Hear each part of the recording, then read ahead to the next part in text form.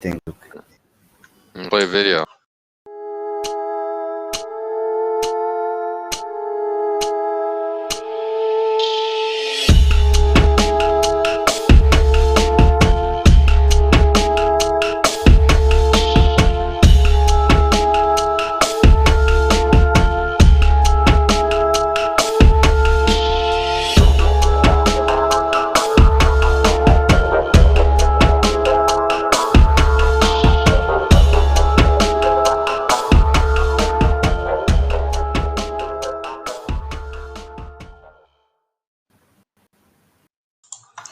What's going on, everybody? Yo. You're the host today. Don't tell me to do the job. Well, one love from the heart. Here we are with Duke, Fasolo, Kaft, and somebody who has some pain in their butthole. The wonderful I mean, dude. the dude. The wonderful dude. He's got a nice blurred screen for us. Yeah. He's making some gestures, I think. It's flashing at us. Oh, there he is. Yeah. Party time. This is a rare occasion. Oh my God. Got a glimpse. Got a glimpse Such of the a dude. rare occasion. Wow. Oh, there we go. So, now we can put on some music in the background here. Lo-fi hip-hop.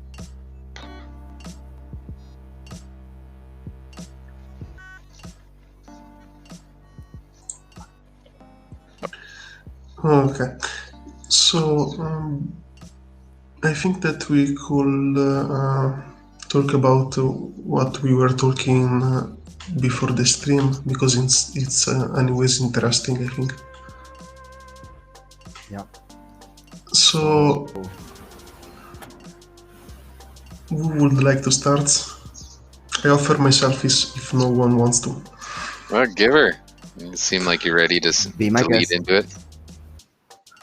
Okay, basically we were talking about another blockchain that got some big problems to run it, and we thinking about some similar problem we had on our chain and how we fixed them, and why it's possible but hard to fix it in a worst case scenario.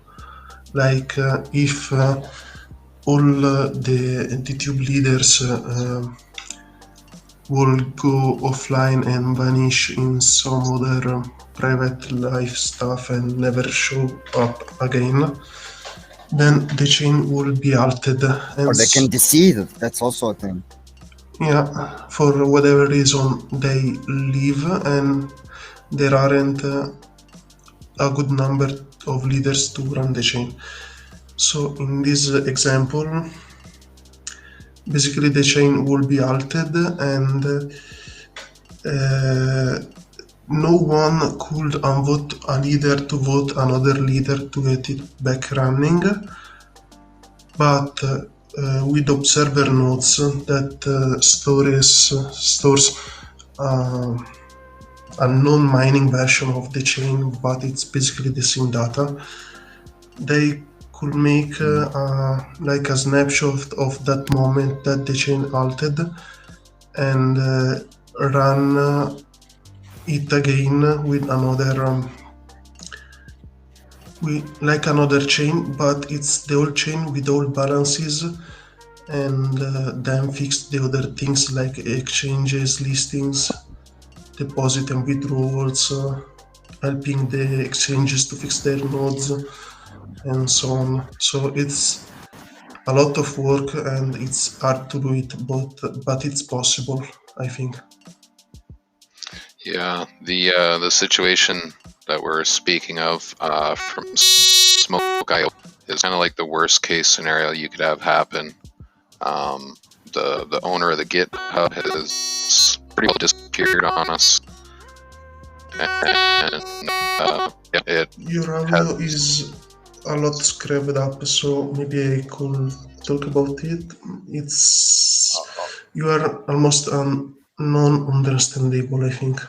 Yeah, Yeah, I yeah, had Maybe an issue you're there. like scratching all over the place. maybe So Better I now? could introduce it. Yeah, I think it's better. Yeah, yep. okay. I But think the I think background we'll beats know. were causing an issue. Nope. It's like a full phrase. We get you some scripted sounds. A full sentences. Sorry.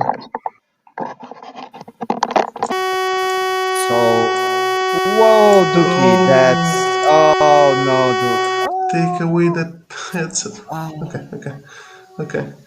Sorry for this. We have got some technical problems, I think. There we go. we have some technical Okay. difficulties, everyone. Don't worry. It's beta. We are all Okay. doing some beta That testing should be here. better. Okay. Indeed. Okay. There we Uh, go. as Duki said, we were talking about the Smoke.io chain, and if his audio is better, I think he could explain it better than me. Yeah, the worst case scenario is what happened. We had basically the last ditch effort of community members trying to operate nodes, learning how to do development, and even a large initial ICO funder coming in and doing development to push towards GitHub, only to find out that the Smoke team had kind of disrupted. Communication was limited, and it was really hard to orchestrate the hard fork to get the chain going back again.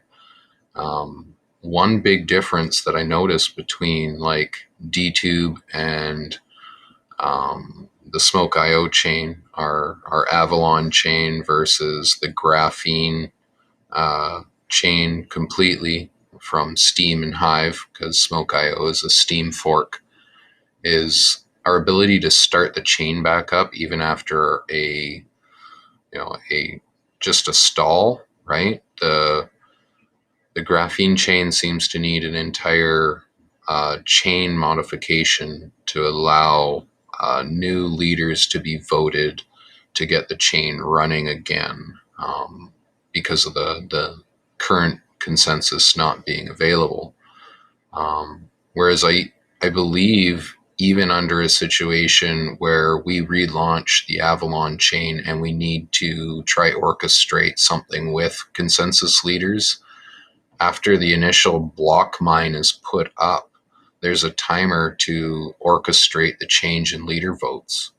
So under the worst case scenario, it just becomes a matter of investment by the community to be able to take over the actual orchestration of a hard fork, um, as long as it's submitted and accepted to the GitHub, right?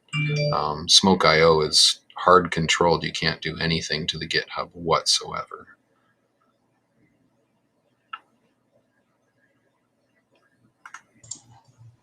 So I don't know how it could be much worse for Smoke.io, to be honest. The good thing is that we still have a couple developers. I'm around as a witness, ready to rock and roll when they tell me I should be, but for the most part, I'm just hanging out waiting for some answers. Smoke team going to respond? And are we going to go forward with any of the plans that they mentioned from 2020? It doesn't really seem like they are organized enough to keep up with the promises they've made so far.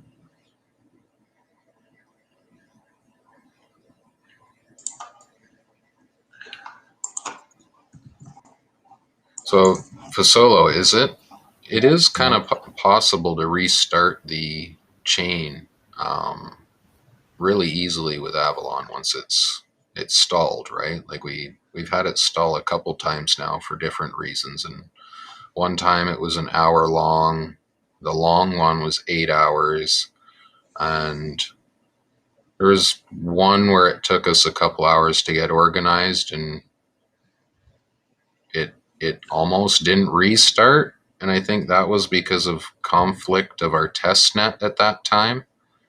But it seems like it's always like it's a quick turnaround for us versus what I've experienced elsewhere.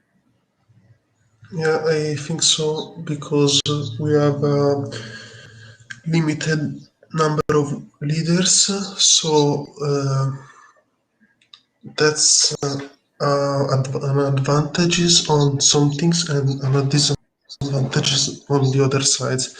We are able to coordinate better and with an unlimited number of leaders. For example, if we got that and we got the chain forked into versions, then there will be a lot more difficult to make the chain run again if a lot of nodes stays online without the actual leaders fixing it. So I think that would be worst in some case. But we have a limited number, and also if we didn't have it, another node, as I said earlier, could make a snapshot of the chain like we did a couple of times for the testnets and start running new chain for testnet, for test like a testnet, or maybe another main chain and take over the project in some way without having to battle with the old project if the old project is altered and it's like is unlikely A to way that get back it running. cannot die in any way, as long as like there is people using it, that it cannot die. That should be like a Yeah, aim, I suppose. we Even should though, need even only. though like the creators, sorry, the saying. Sorry, I was answering you already. Sorry. Basically, we would only need the blockchain data from some point of history where where we would like to start over again. So if we had an observer node from a time that we are okay to run the chain from that situation forward, that observer node could, for example, make some modification. I'm not sure how to do this, but I think it's not too much hard. It was done many times from what I know. So basically, they will export the blockchain, share it with some other guys, and then make a new leader list on a new chain with the old balances and all data of the users. So basically, it's um, uh, like an hostile takeover, but not really hostile because if the chain isn't there right now, then why not get running it again for our users? So it's like taking the control of it without the permissions, but because the one that should run it have disappeared. Basically, it's possible. It's only some a little complicated it running to get it accepted by exchanges and the old users maybe sometimes, but Yeah, it's possible. and it will require a fair bit of effort. Um, and it will be a loss of the domain, so it is going to have to fork to become a new project, and the old one will continue sitting there as it is, kind of like a stain. Now, the domain is operational, just nothing else is really operational. Uh, it's the GitHub control that really screws it all up. Oh, welcome! You finally got here. Your finger working. Finally. We love you, man. How That's long the till you double finger disconnect working. this time?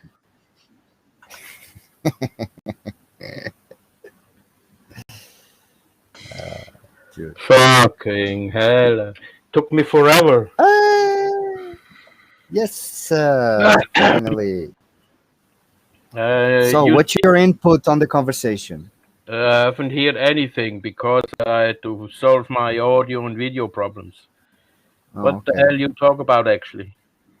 So we were talking about the fact that if one day, imagine for whatever reason, all leaders go offline, what Yeah. would happen? Well, that would be the end of DG, basically. No, no, Yeah, Duke.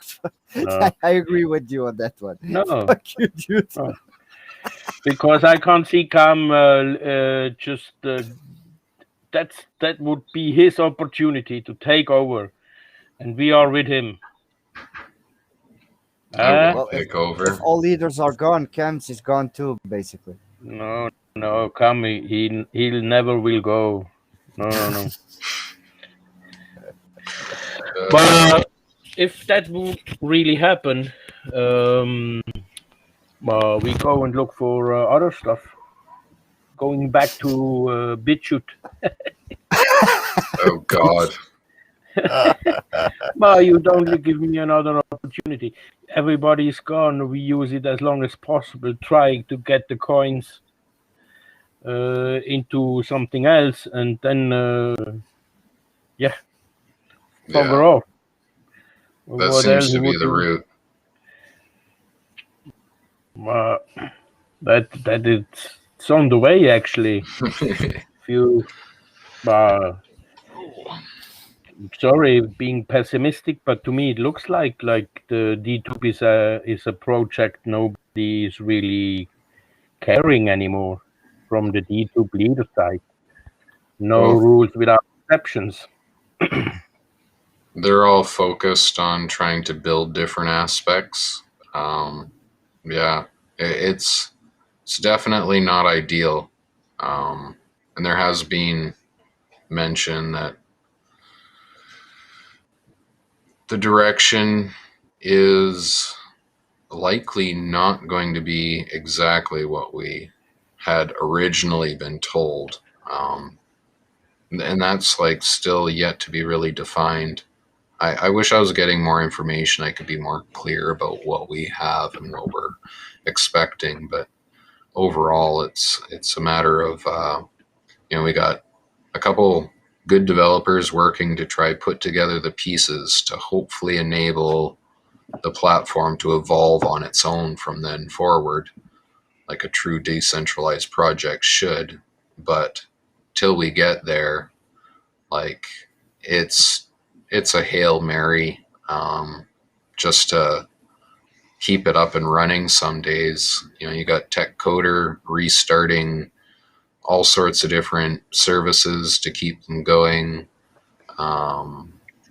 Then you look at all the different efforts that we've put into trying to raise engagement. We still need to solve the sign-on problem. And hopefully with this next hard fork, some solutions will come with that. But nothing is, and this is since day one on DTube, nothing has ever been straightforward. So I don't expect it to be straightforward from here on out either. That's the complication, and not to say anything bad. And it's actually kind of interesting, at one point I was really pissed off about the YouTube implementation, the third party, but now I actually see how it's kind of the only tool that's allowing people to upload while we have problems with IPFS. So till we really secure our decentralized file hosting, which the options are out there, we just need to really research it and implement it. We're kind of in a catch-22 where removing it disables the majority of our users now, and in that regard we kind of have to follow our user base, and that's taking us down a road of doing things that go against decentralization. So like, well, do we give the product that we want, or do we give the product that is going to be used? And it's kind of trying to find halfway in between. We want to create 100% decentralized product, but the majority of the people in the world that even create content don't have the time to deal with that. So right? So we got to create something in the middle that's not YouTube, and it's not how DTube is right now. Yeah, but from the user-friendly side, I've no idea about developing, coding, or whatever. Just a. And from the user-friendly side, I have to say the D2 projects is abandoned for a while now. But the most important stuff for a user do not really work. And if you go onto the main page, the hots and the trendings, and it was just a big joke. It's just it's not user friendly. It's not. It doesn't give me the feeling. Sorry, it gives me the feeling to come back for more, because all the stuff most stuff I see on YouTube, I already seen on YouTube, or on BitChute, or on Vimeo, and on Dailymotion. It's all there. It's just like a concentrated crap here, because people start to copy paste the stuff they think, well, maybe it gives me a big vote, and then they even to do that. So I'm coming to DTube. I just go through 60-70% of crap I would not even consider to watch on YouTube, but it's on DTube, and nobody's really working on that. In my settings, I set on the page every time. What would you like us to do? I don't know. I'm just a user. I have no clue how to solve. If I would have a clue to solve that problem, I would be. To be honest with you, already. I thought about it, about going on and downvoting everyone that I knew that is like copy pasting, but then it's like it's starting a war, in a way. No, it doesn't. It will start a war. They don't even care. But that's the only thing, because I do not really find the content I can upvote. I have some, but then I have to actually produce my own stuff to really get my VP going, if I want to get my VP out, because upvotes, it's not that much good stuff on DTube to upvote. So I on plus with downvotes I get more DTC back. So I'm just doing that, checking out all the crap, copy paste, try to comment with people, try to start a conversation. If you're earning for doing it, then why are you complaining? Because that's not the way we want it to be. But it's no, but because it's not enough. It's not enough. Also, no, that's how. This is kind of like, we can't create a system control the person's actions. We have to have the community to work together to do that. Now, it's not necessarily up to the leaders to control and it comes back to us anytime we take action on anything. So it actually has to be the community itself policing itself outside of any influence of the leaders, because as we get involved, it actually creates a bigger problem. So the community needs to act. The community itself needs to organize, step up, and make their voice known. But the problem is why don't people use their flag? Why doesn't anybody care? And that kind of comes back to the user base, and whether or not people, they don't want to have the battle. Nobody wants to have the battle, so nobody cares. General society has, they have a turn the blind eye. In community, people that talk shit don't have any friends. They don't get heard.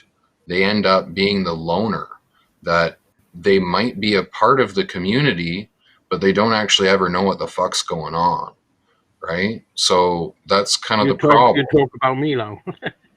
Well, no, No, it's general. I think he's talking in big, broad general. very general, and it's Yeah. very general. So 'Cause I see this also.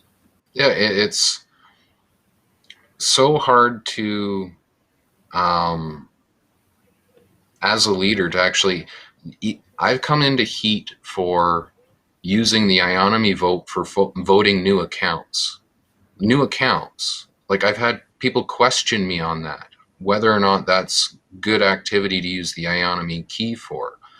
And it's, no matter what we do, we have pushback. So then, if it's the community that keeps pushing back against that anything a leader does, then we tend to have the situation where the leaders just shut up and they go and they do the development and they run a node quietly and they don't get active, other than the one person we have, Nanel, who is kind of like ruthless. But those are the two Nano, types of people you dude's get. hardcore. Those are the two It's types of people hardcore. you get, is like people like me that's ruthless with my opinion, people like yourself, dude, that's ruthless with your opinion, people like Nanel that's ruthless with their opinion, and then you get the rest of society that is going to turn a blind eye and try ignore the problem, expecting that it's going to be dealt with, because that's what we've been trained right from our birth, is Yep. to allow society to deal with all these problems. So when you move into a decentralized space and you try to involve community and then leadership, it creates a huge fuck show of a problem where, like, honestly, it, in some regards, if someone's getting paid to flag spam, so be it. I can I give a good That's kind of like a analogy job. to explain this? It's like saying, hey, to a Republican or Democrat, hey, from now on, think as an anarchist. He will not. It's like it's not his way. He will not understand. He will like fall in his first day. He will like fall because he's not habituated to fuck over yourself. It's your problem now. Yeah. And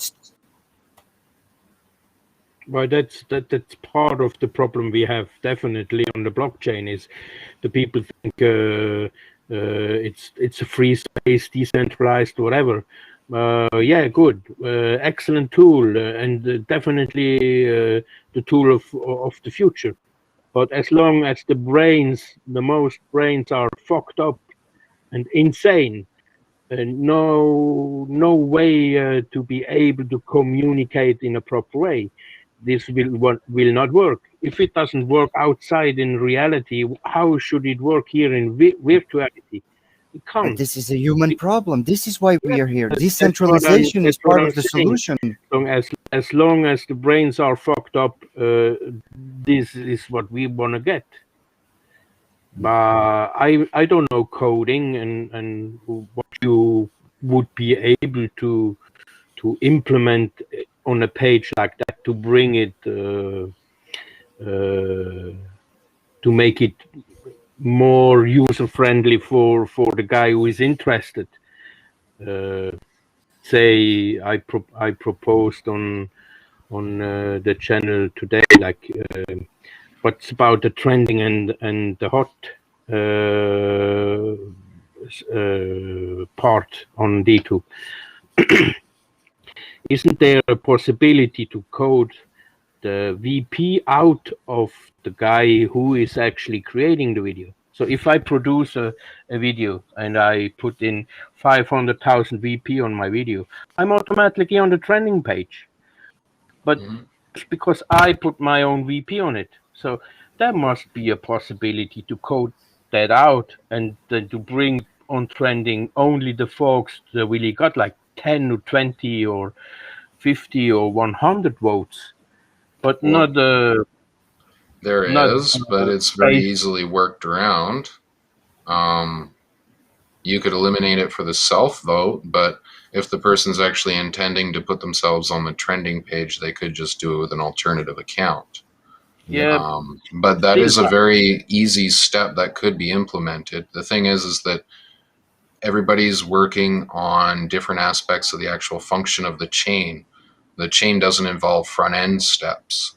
So after the hard fork, then it would be a matter of getting to hopefully updating things so that there would be a user friendly appeal. Yeah, But but yeah, that like, would be, but like only from the marketing point of selling your product, that will be the most important part. Make it first user friendly, because if a new user is coming in, he needs to be comfortable. and that starts with the chain. But it's not user friendly, and nobody's working on And that. But not for party.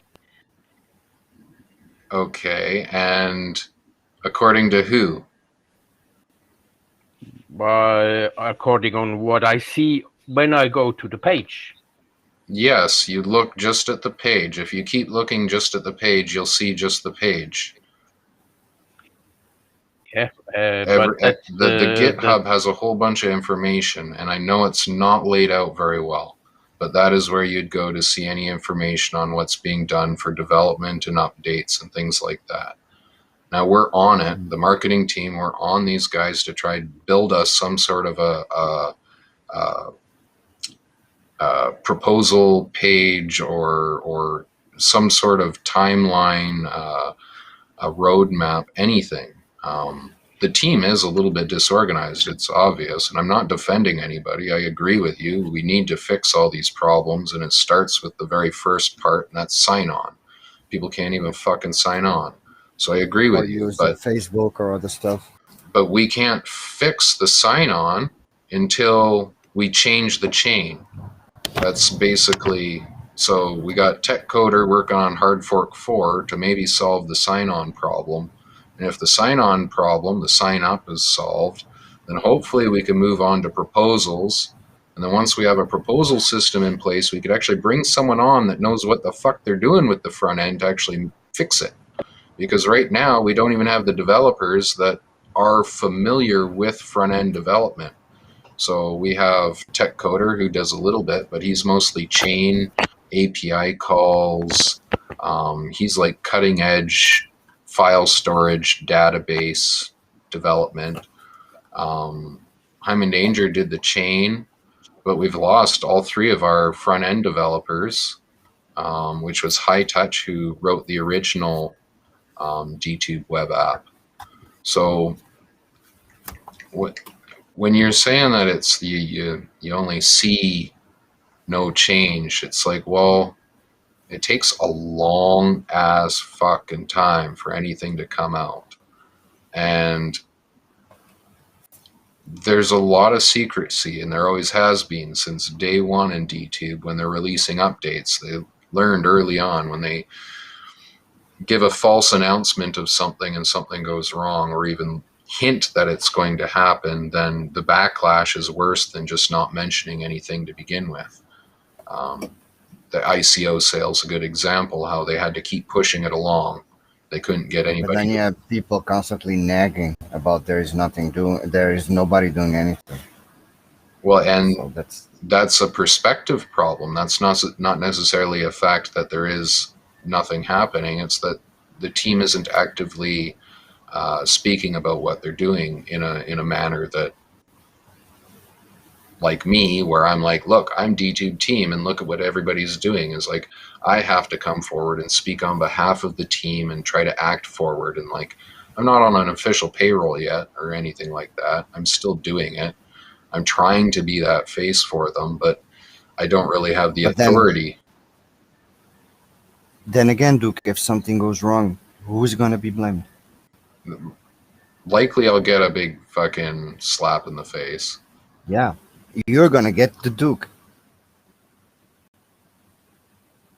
Because probably I suppose people are gonna say, listen, we did our best. I know, but you're gonna be the face.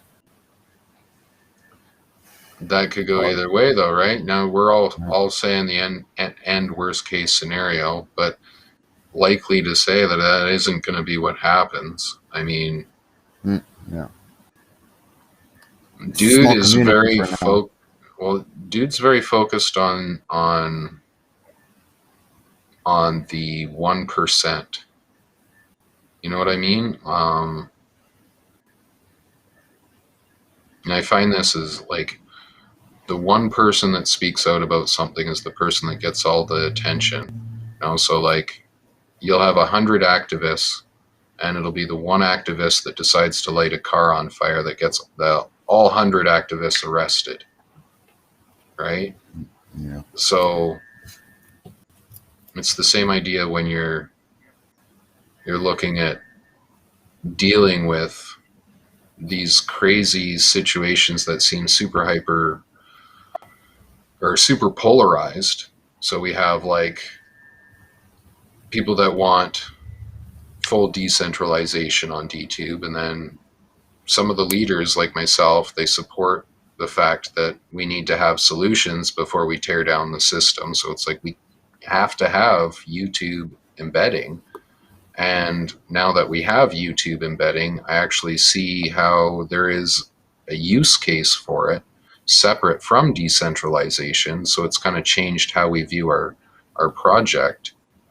But the battle is still the central kind of thing, which is determining where we go as a platform. And then either side of the scenario, you don't hear from the people in the middle that are happy, that are like, oh yeah, this is awesome, I like it, you know, this is good. I come on, I do my thing, I leave, I earn, I do my thing, I leave. They're happy. They're not complaining. They're not super excited. They're not upset. You don't hear from them, but that's kind of the people that you want to hear from. And we only tend to hear the people that are like, tear it all down, or it's going to be the moon, right? And Yeah, yeah. those are the wrong people to listen to. We need a Um, middle ground on that. it's the reason why I'm constantly trying to play middle ground is like I fully understand we got major freaking issues, but what I can do about it is minimal. Um, and there's still the concept of like what is decentralization that we're not really addressing. You know, accountability in a decentralized space doesn't really work. So the accountability comes down to pocketbook size, which is dollar figures, which relates us back to a game of politics, similar to what you see in the world stage. And that we know is a failed system per se. So we're kind of just playing with a already failed system and seeing if we can evolve it in a decentralized way. Um, how we fix that, I don't really know.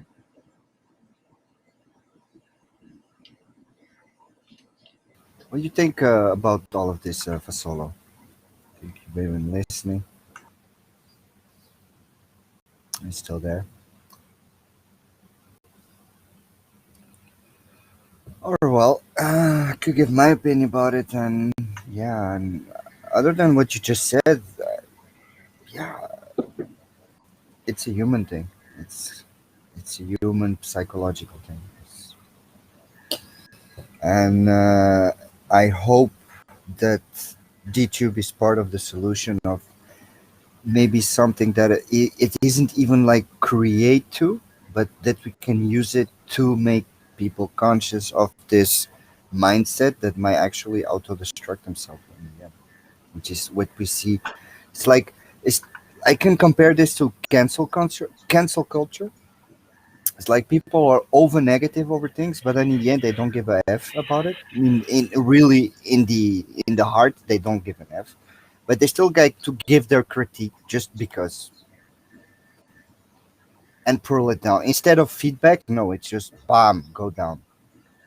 Yep. Why? Because it's fun for the moment, and then later on you just forget about it. But that's all culture. That's what we are like program almost. Uh, alright.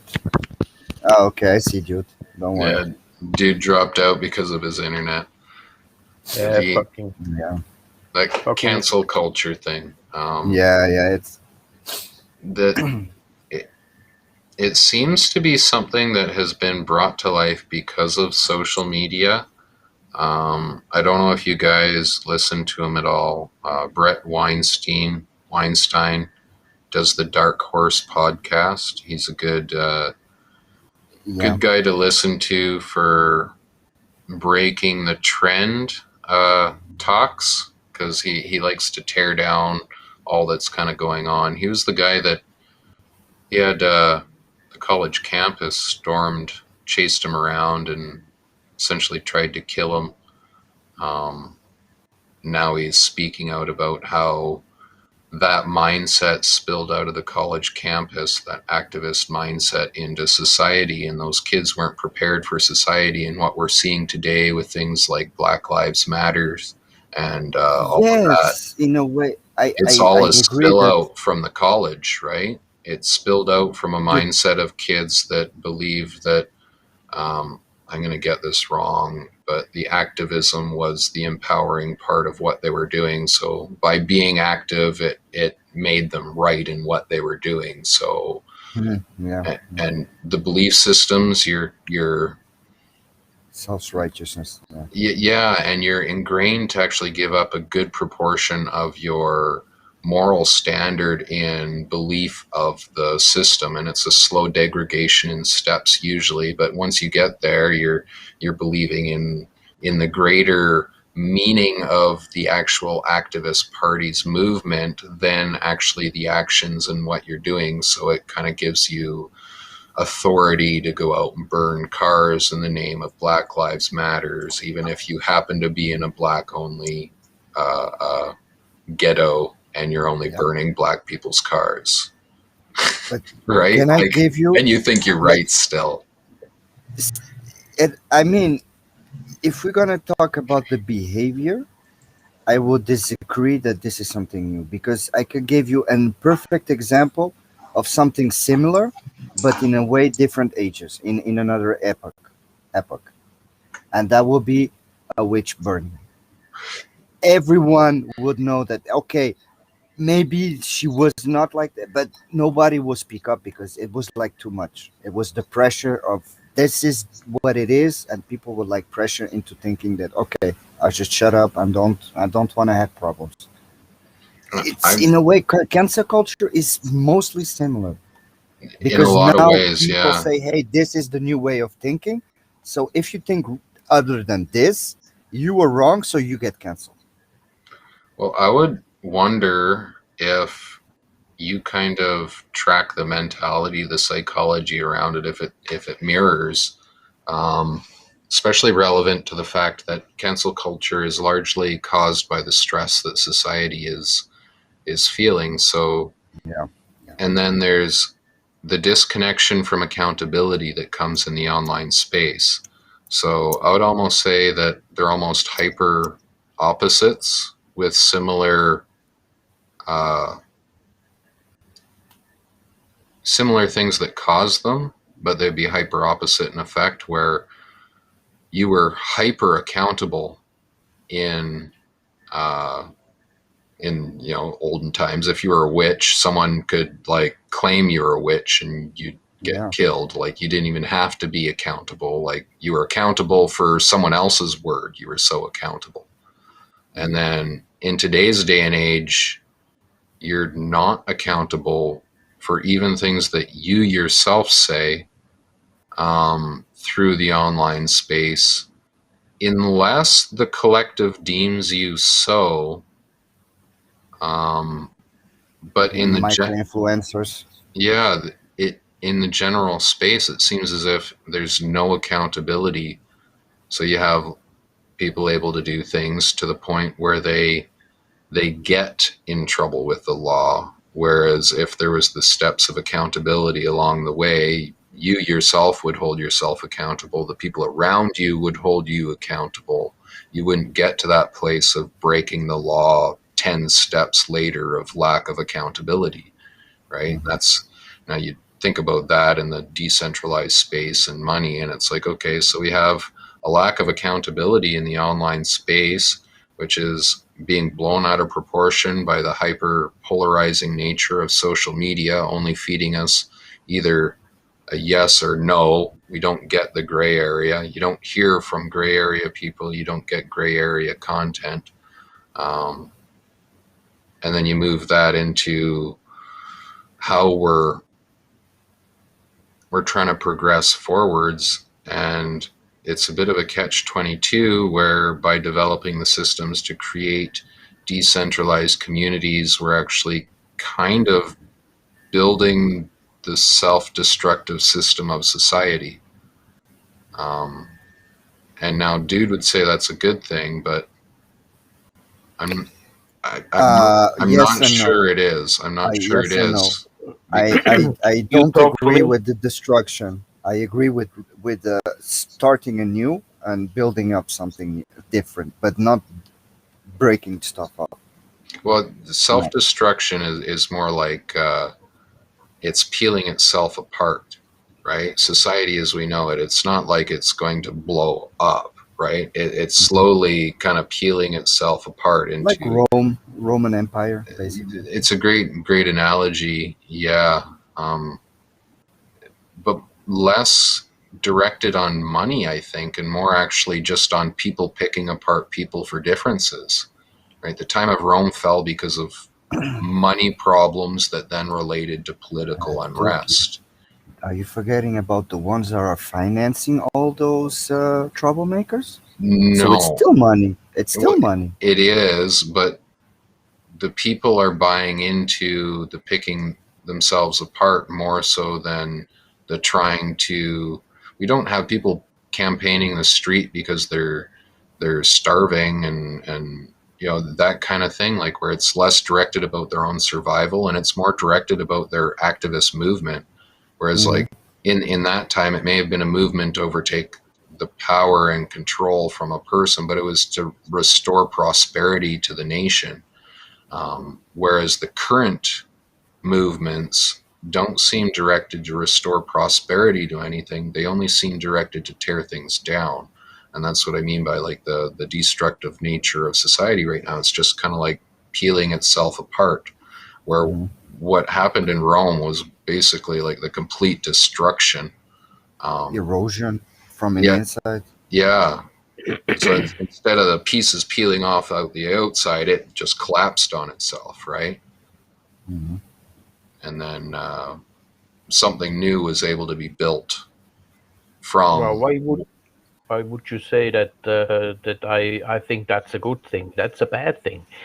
That's not coming together. I agree. We have to rebuild society from point zero, but that has to be together. So the way the society is deconstructing itself, it's a really bad thing because that only can uh, can end in war and in war between all of us, and that's not the way to go. Yeah, that's the polarizing nature of politics and money. Yeah, that's what the powers to be want, that we lost, that we like start all racial war instead of And like concentrating on the problems. as I'm back. conscious. Yeah. Welcome back. Hey, Okay. Fasolo.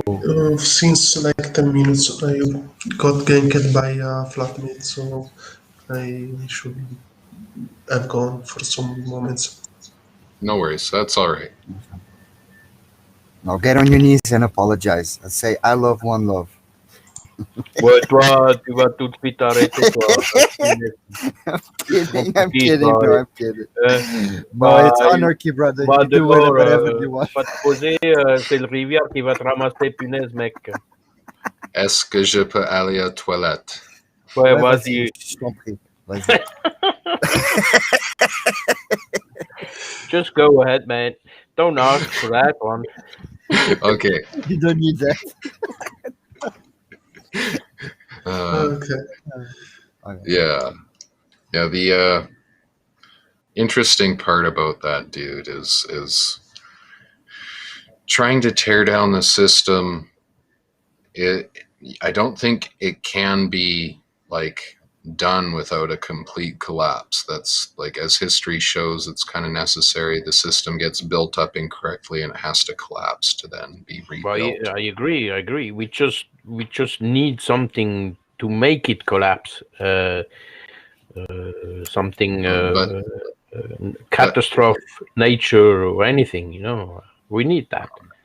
But people but what won't. Sorry. most people are missing, that like, as we're trying to move towards decentralization, it actually means more and more lack of community,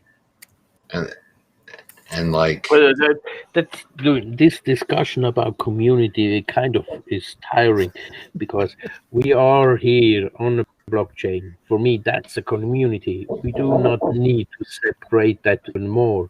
We are the community of the blockchains. If people would just understand that.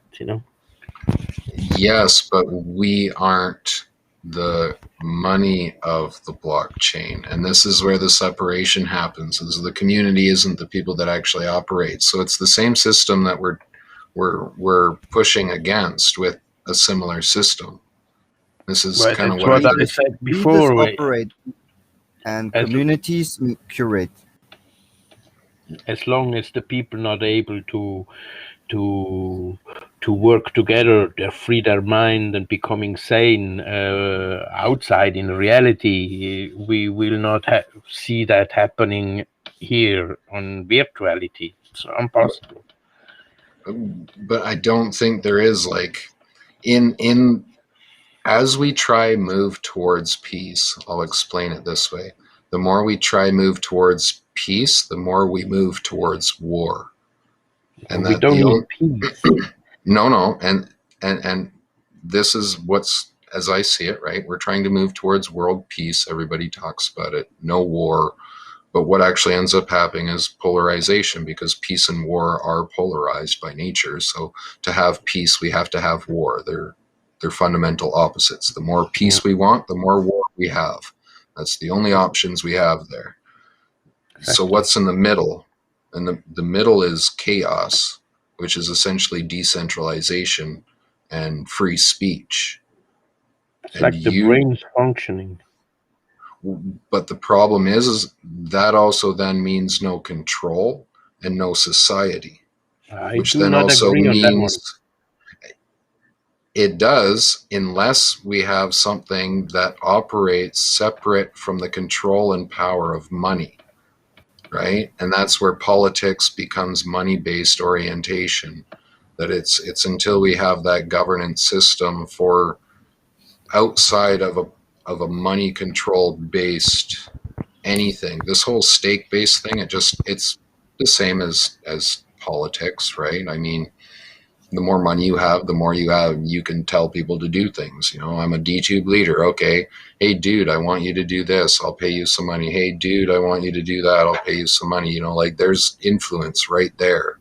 I got name and I got income to throw around, and that's stake based on my position as a DTube leader, which then kind of puts me in the position of being that jackass like every other person. But I shouldn't be able to exist in a proper decentralized system, one that actually accounts for the community. And that's where, under our current system of decentralization, community is opposed. And I don't see a way of really solving that other than moving more into decentralization and free speech and actually embracing that chaos. Brett Weinstein said it really good,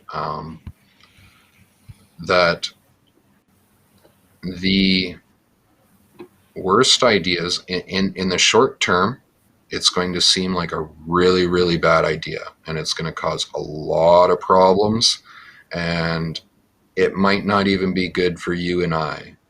But in the long run, it always works out that the best messages win out. So the It example, balances itself. It will no, balance itself. they win out, because if we look at through the progression of society and history, we've been slowly getting better. Like, slowly. It's taken many civilizations. We've had how many empires come up and collapse. You know, one empire came up with the idea of money. The next empire came up with the idea of, social rights. And, we're coming up with the idea of freedom of speech. And, right. So it's like, as these empires come up and collapse, little concepts are encapsulated inside them. And then those are what project into the future and evolve out. And if you look at the track record of it through history, we're on a continual progression to the right destination.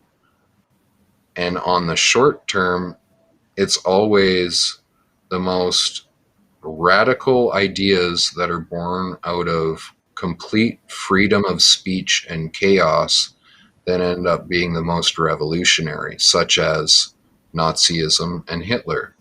He's one of those ideas that it was a lot of problems and it's a stain on our history, but because of it, we're moving in the right direction. And that's kind of an example of continually moving in the right direction. And it was only through freedom of a speech that he was given the power to then essentially show us what could go wrong in the world, to then, have a collective understanding of what not to allow to happen. And the only thing we can continue doing to allow that continual progress is keep reinforcing the freedom of speech, not necessarily the decentralization, because there's some aspects of that might not be completely what we need, but it's the freedom of speech. Dude, If I would love to see a decentralized government, believe me. it could happen very easily, but we would have to choose for it to happen. That's the hard part, is the getting everybody on board to choose for something to happen that they don't understand. I won't vote for the guy that speaks a bunch of language I don't understand. I'll vote for the guy that tells me he's going to slap some chick's butt. That I understand. Yeah. Right? Grab him by the. Yeah. As an example of how Trump got into power, It makes me laugh. So, yeah, short term's going to suck, guys. Short term's going to suck. Long term's going to be good. And I kind of hinted at that idea before with the groundwork we lay will be the foundation for future generations, because, I don't expect that what we're dealing with today in terms of blockchain and cryptocurrency will be what will exist for, if it still exists, right? Who knows? I expect it to, but in theory, if it still exists, I doubt Bitcoin's going to be king, and I highly doubt Ethereum is going to be the smart contract people use for their daily transactions. Yeah.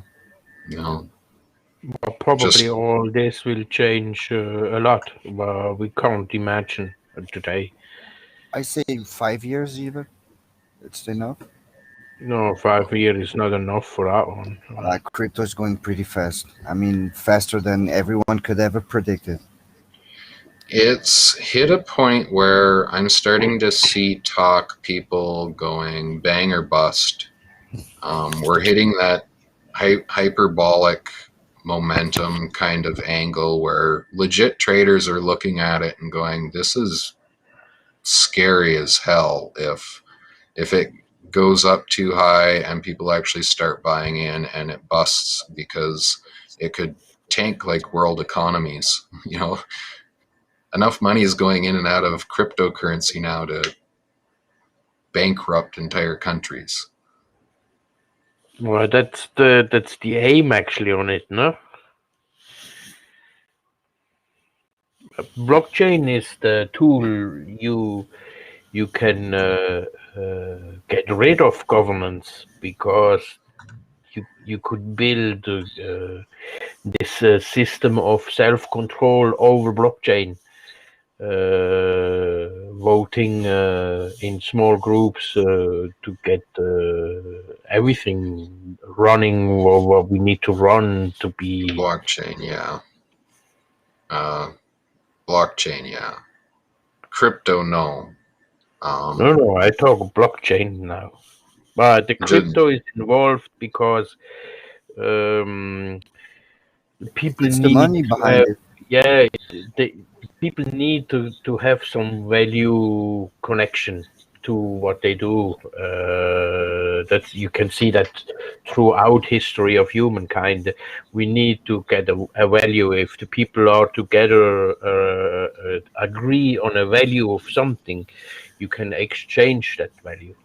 That's the only reason why worthless money, dollars, euros, or whatever, everybody is exchanging a piece of paper has no value at all. But in the head, this value is attached. Uh, this this uh, this kind of value to exchange your energy of yourself. It needs to be involved somehow. So crypto and blockchain will probably be kind of connected to each other. Neat. So well, the value part. for our level, yes. Um, the for the user level, which provides the intrinsic value through function and use, literally having interest in it, you give it value. Um, that'll forever remain linked for cryptocurrency blockchain at like the end that we use, but on a corporate scale, I think because data is such a big thing, I believe social ranking, or what like China's doing with their social status situation, how you have like a ranking, and based on your Yeah. ranking you get like Social score. Social yeah, score. based on your social score you get different services. If you got a shitty Yeah. social And score, privileges and stuff. Yeah, yeah, yeah, yeah. you're at the back of the line. If you got a really crappy social score kind of idea, Yeah. so I believe that's going to be a big thing going forward for the sake of government. Um, and if it's implemented in a proper fashion, it could be really beneficial. But if it's done in the way most would fear by the government, um, it Come would on, it would you can't it would. believe what you're saying here now. Well, this is just So, it. Is like, what direction are we going to go? There's always going to be the segregation. I don't think we're going to get a full decentralized government. We would have to actually first take over a large proportion of the world's economy to be able to do that. So the first step is likely going to be somewhere in between.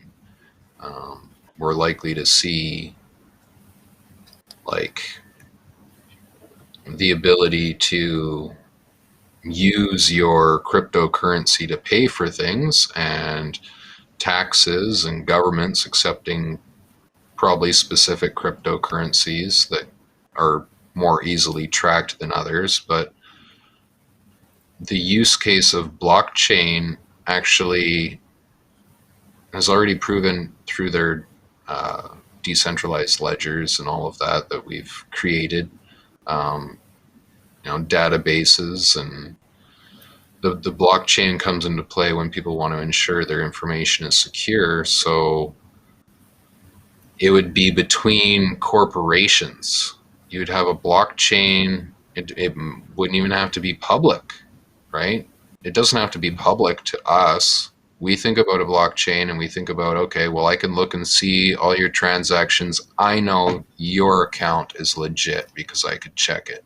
And it's been checked by all these other people. It's legit, right? But in a corporate setting, they don't give a fuck about you and I. They only care about the other corporation.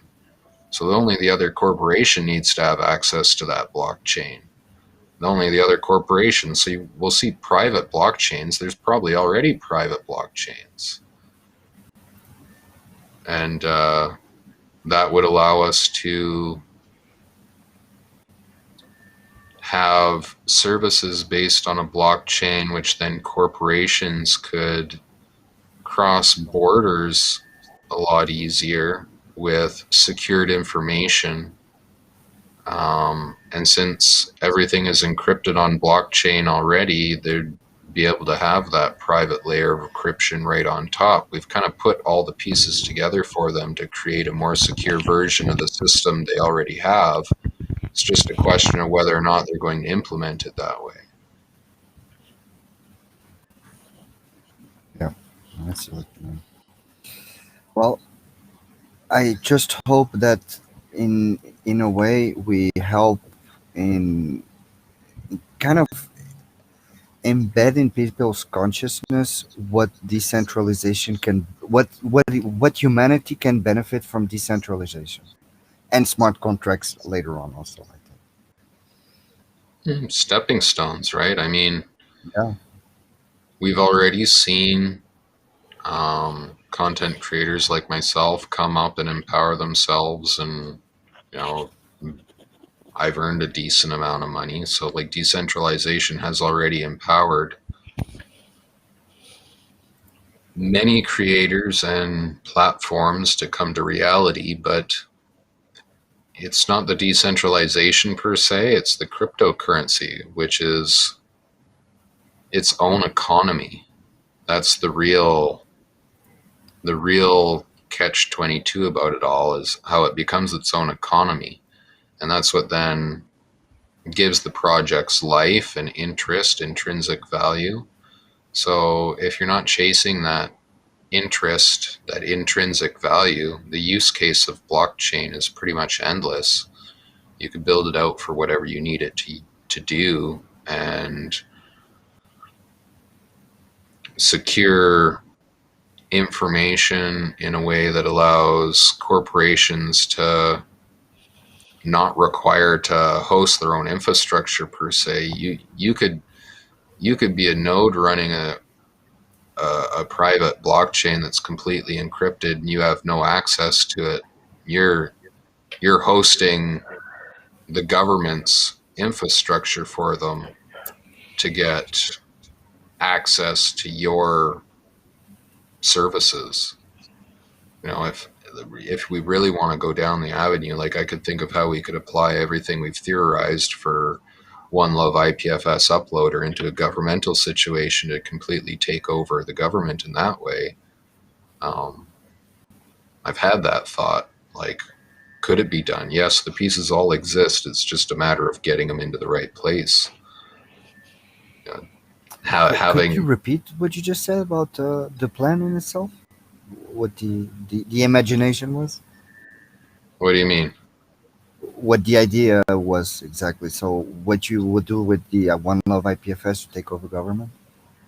Well, how like I've theorized about several different pieces of One Love IPFS, of like decentralized file hosting and having like a proposal system to be able to, decide where we're going with the The project, and model. I see the right, model of how you operate. Yeah, yeah, I see now. right. I see. I can imagine how to apply that in a pretty transparent way for like a governmental model to then be able to operate in a decentralized way.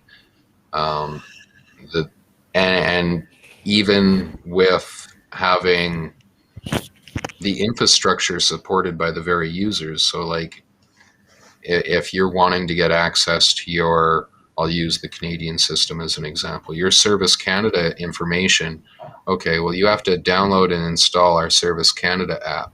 And that Service Canada app running on your home computer is going to provide some resources to the network to then be able to access the network. So then by accessing the network, you're actually providing resources to the network. And it's like, if you just tell people, it's like, you'll get an extra 10% off if you leave this application running for so many hours in a month. People will do that just because they get 10% off, even if they're not going to use the 10%, right? And that's like a government giving back the infrastructure to the users to then lower their own expenses. This is how I see it: is if the government did that, they'd be lowering their own expenses. They could save a ton of money by putting the power off onto the people, and then essentially win over the majority of this hype vote by releasing something they could say is decentralized and built on a blockchain and has all these fancy things that then sucks everybody back in. And that's like a worst case, like taking it over scenario. But the way I see it going more is like we're probably going to see bits and pieces of blockchain being used in different parts of infrastructure, such as I believe ICBC was talking about implementing it for vehicle title ownership so that there is a transparent way of tracking it across countries, particularly for like cars being shipped in and out of Canada. They want all that information to be able to be tracked on some like international car registry sort of thing, to lower on the paperwork, which is a big fuck show, cross seas paperwork. That would be its own avenue. Why are you linking it in there? It's offline. I was trying to warn you that it's offline. Why is it offline? Yeah, That's good question. that's dookie.com. Why are you linking mine? Because I thought it was because I see somebody like talking in Discord, and I was like, what? I went over there. I mean, sorry, Twitch, and I went over there, and suddenly I see that you're not streaming. So I was kind of asking myself, how is that possible? Yeah, I was also thinking about it to write in chat, but I don't know where exactly. No, you Which know. channel? But while Dookie's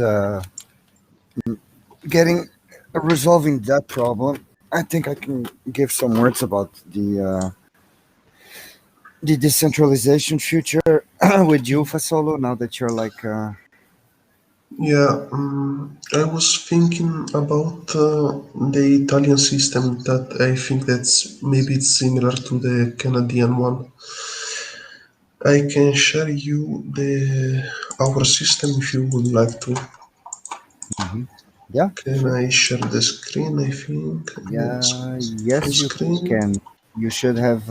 Yeah, there we go. And Okay, then next. this is our public digital identity system. Mm-hmm. Basically, you will use it. You will get it from an ID, Mm-hmm. your tax code, and some authentication methods for their use. It's like a social security number, basically. It's basically a system to access the online services of public administration and other private services, Mm-hmm. and the government knowing that's actually you, basically. So it's like an authentication code. It's like basically the blockchain, but with names and surnames and not pseudonyms. So it's not pseudonymous or by nicknames, it's with your real data. But if you Mm-hmm. will make this one with basically a blockchain,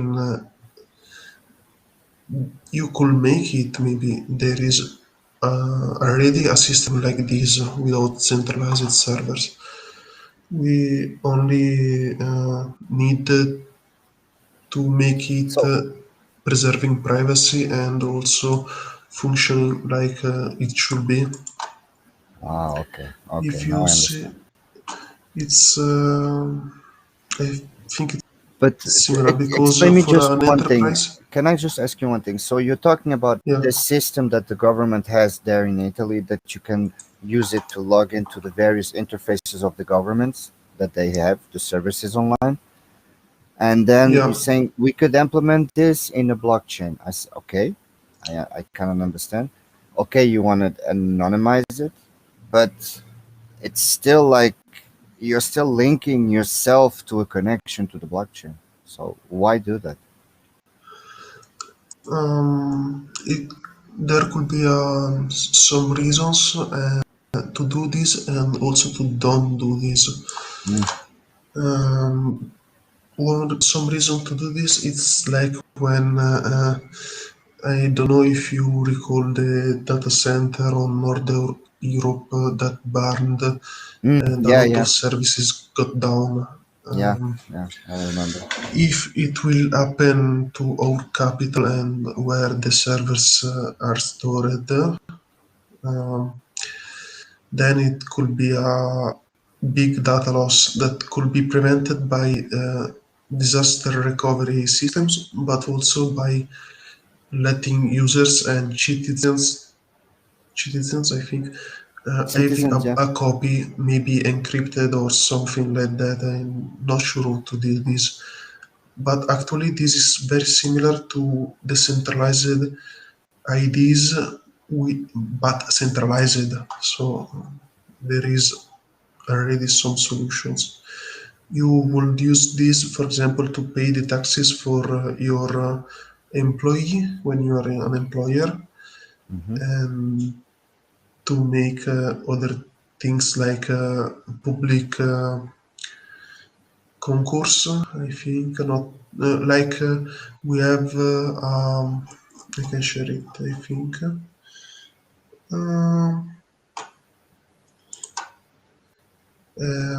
Basically, you could make do the volunteer, but get paid not too much, but get paid from our capital and our government. And you will do this about using this public identity system. So there are a lot of services that you could use, but why centralized and more or better? Why decentralized? I think there are many things to do this decentralized, but how many people will believe in it? I'm asking myself. Sometimes I feel like we are on like a pioneer of what we said to you. Pioneer. Yeah, basically we are ahead of many others, and Mm.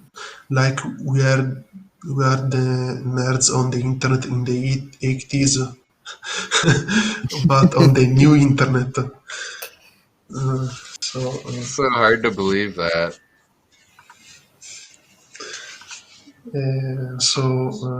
we have many systems. For example, this one, there are more service providers where you could get your speed, your identity for the government. And when there was a bonus for ecological movements like green cars, electrical bicycles, and other things, uh, you could ask for that Mm. bonus only with speed and in only 48 hours. And the queue was like uh, mm, thousand, no, hundred of no, hundred of One. thousands, Yeah. like six waiting, and so on. So and the system got basically overcrowded and didn't work. So why don't they maybe mm, load some of the traffics on user computers, for example? Yeah, that was kind of what I was theorizing. It'd be a matter of designing the protocol and then trusting that no one's going to intercept it.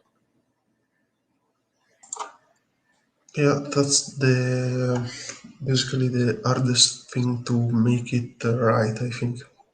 Yeah. And like now with we have what everyone like literally everyone's coming out with quantum computers. It's only a matter of time, I figure, before they start cracking our encryptions.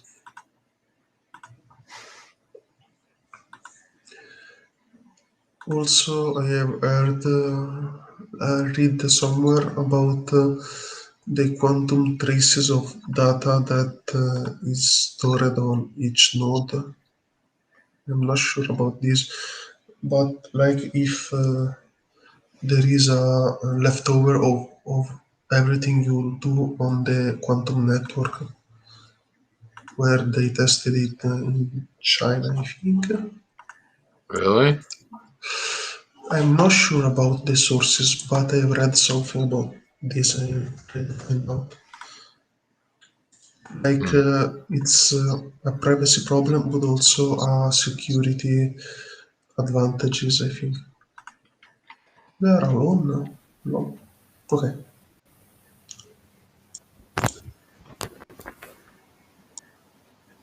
Sorry, David.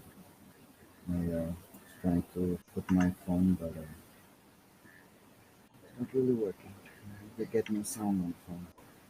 Yeah, you probably can't do two connections. It's completely separate IPs.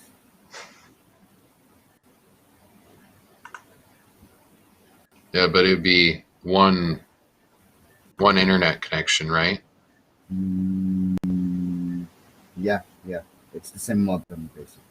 Yeah, that's probably the So limiting part. Okay. Just so for the one audio? public IP, I think, only one. You just won't be able to make the second connection.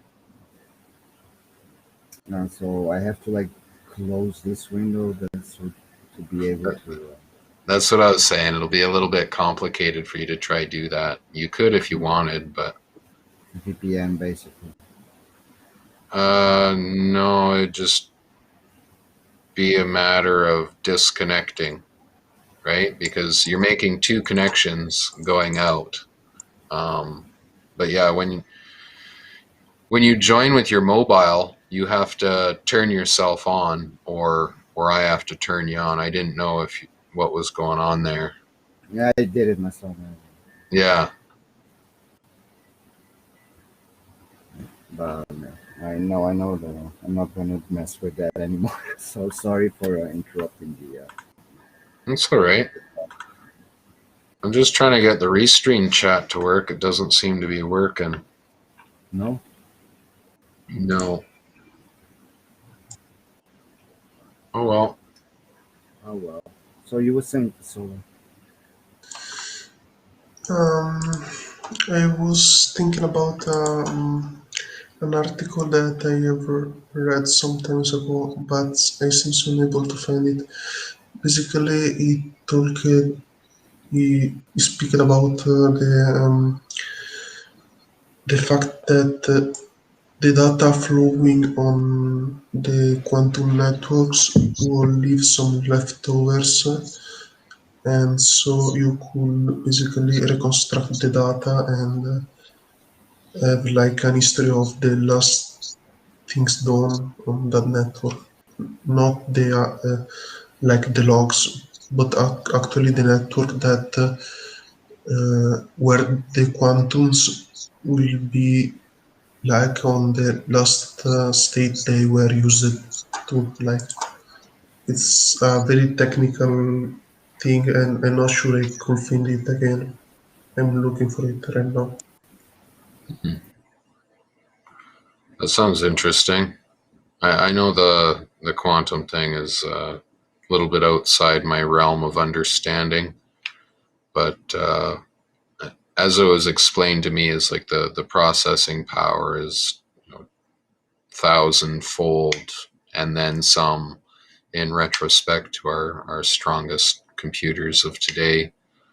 It'd be like going back to the computer that launched the NASA mission from today's standard rigs, Yeah, which, in case anybody doesn't know, it was only 5 megabytes of RAM, I think that thing had to launch the first NASA mission to the moon. and were made of two computers only, two Commodore 64, I think, or maybe the model before, I'm not sure. Yeah, that's crazy to think. That's determination right there. And one professor on my high school said, "Why you all need those fancy computers when the people landed on the moon with those two computers?" They had no idea what was coming. That's why. Damn. And History. also, I think that the powerful source of the power source of quantum computers are the qubit, because if you have only the bits, so 0 and 1s, only those two values, then It's bits you or bytes?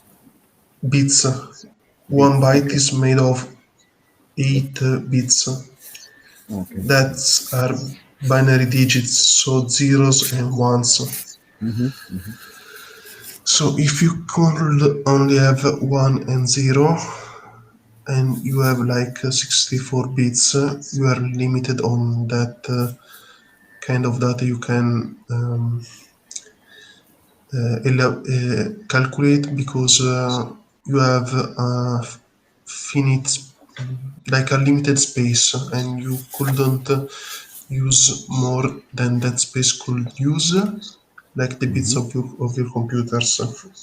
You Yeah. could use scientific notation, so basically don't store a very big number, but it's exponential representation, like 10 elevated some numbers to get the number way, who use way less numbers to represent it. But if you have the qubit, then you will have not only zeros and ones, you will have all the values between, and not only on that line, but also on a, like a sphere around it. Yeah, like we say, you have the open door, the closed door, the in between, the three quarter, the 1%, the 10, the 5, the one, the half percent. You will have all the possibilities basically. But you should make a compiler for that kind of processor, and then to use the old softwares, you should convert it to the compiler, and it's not guaranteed to work. So maybe you should Uh, make new programs, new compilers, new stuff, basically starting again, maybe, to make a if quantum you don't computer find work in a. binary. It's That's what not you think. binary. Our computers are binary because Yeah, they only know zeros and ones. The quantum computers have the qubits, like yeah. not 1 point on 0 and 1 point on 1 you can use. You have all the values between and also around it. Hmm. But to make a quantum computer compute something for binary, you would have to go over some bridges, for example. Maybe like converting one program that uses bits to be able to make it use qubits, quantum bits. That'd be a mighty slow program. Yeah, yeah. What's the point? Yeah, probably If for a the quantum computer, standards, it probably will. yeah, I mean, one CPU trying to calculate a quantum physics, yeah, bruh, laughable. That's a lot complicated, and I Oh, think that we are far away from getting those computers online, but maybe we'll get it, and I hope that in my life I will see one quantum computer in my home. I yeah. think with the fast evolution of technology, that might even be a thing, because what we thought that will never be possible in my lifetime is now happening. Yeah, it's Oh, what happening all. happened? What do you mean?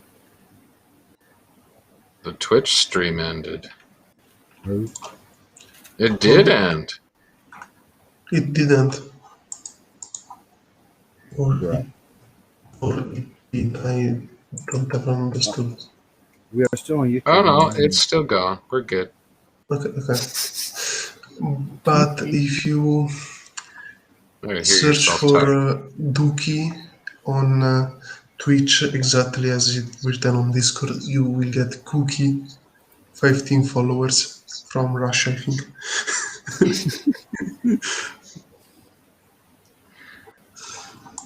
Oh, that's not me. Yeah, Sorry, that's not guys. me. What? What happened? Oh, we're live on Vim too. I forgot to mention that. Yeah. YouTube probably too, no? One Love Community. YouTube, Twitch, and Vim. Only the three today. I think I forgot. Yours is off. Yeah, I did it. I did it. Don't worry. I did it. And actually, I regret it because after the conversation that we had, I would actually would have that like this was on the channel, but it's for the You next could time. you could replay it on your channel. Schedule a stream to replay. Yeah, I could do that. Let's see. Are we even online right now? Let's see if I could find us on Vim. I think it requires me to do a publish.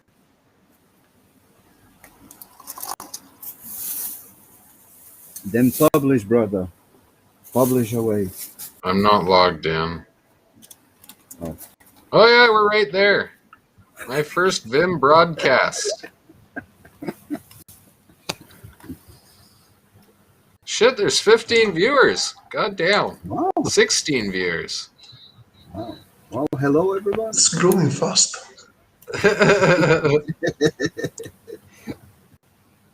Well, nice to see that we have some viewers from outside the mainstream ones, which is pretty good. I like that. I like alternatives. What do you say about that, dude? Vim is connected to Twitch. Duke's is in his technical mindset. So, Solo, what do you think about that? That's an interesting mindset and an interesting face about that mindset. What are we talking about? Alternative. Yeah, but What's are you referring to alternative um, Social platforms. yeah, alternative in respect of Twitch, YouTube, or alternative in respect of like DTube? Because we're talking almost about quantum computers and DTube, so it could be seen in the both ways, I think. Yeah, yeah, exactly. Everything for me, like I said, everything which is something not from what we consider standard, normal, is an alternative. It might be a blockchain, a social media Like platform. mainstream, something that isn't mainstream. Exactly. We used to say in Italy. It's also an alternative.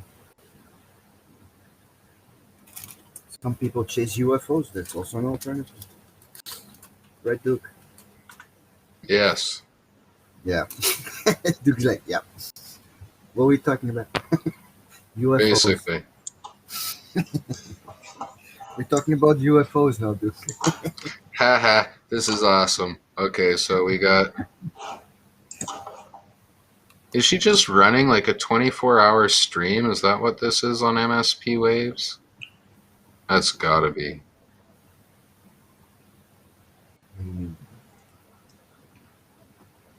24 hours stream like a marathon. Oh, it's just the amount of views they got on it. You talking about Twitch? Okay. So No. basically, Yeah, I think it's she is like running. we got 24 hours of viewing time divided to all the people, something like that.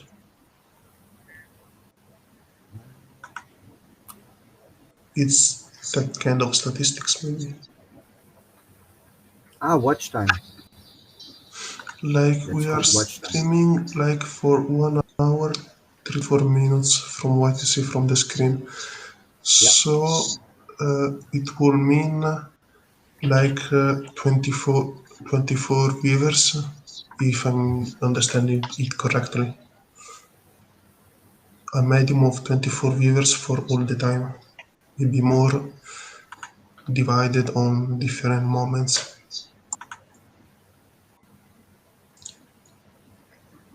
I'm trying to understand what you mean by 24 hours looking. 24 hours? She's literally got streams running for 24 hours straight. 24 hours, 7 days a week. So Okay, somebody. okay. There is a I think it's on a like loop. If you go to vim.tv, you'll see what I mean. um, And, and then and you go under Vim TV Discovery. I'd share my screen, but it'll crash my computer. You You can okay. have be in the private. MSP Waves running, which is Crimson Okay. Clad, and then right below it you have Full Force Radio Live, which is also Crimson Clad. Just two separate accounts, and they're side by side 24-hour streams. That's basically what I want to do for what we're doing. Start running 24-hour streams with all our old content. Mix turns to run it basically. Yeah, just Is like that it? a mix list. Is what? The link. Is that Vim? Uh, uh, Vim.tv. I don't know what the fuck that is. I'm sharing it with you. This one. VMM. Okay. Not Whim, Vim. VEMM. I share it Looks like. with Duki too. Maybe it could confirm this. Alright.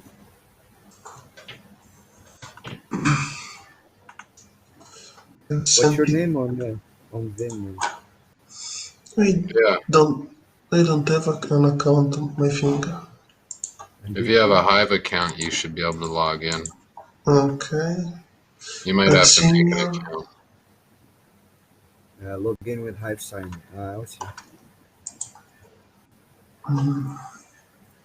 I have heard about Vim a couple of times, but I did never use it. Yeah, we're down there at the bottom. My Yeah. first stream, and it's definitely not our first stream. No? I mean, yeah. But on the platform is your first stream on that platform.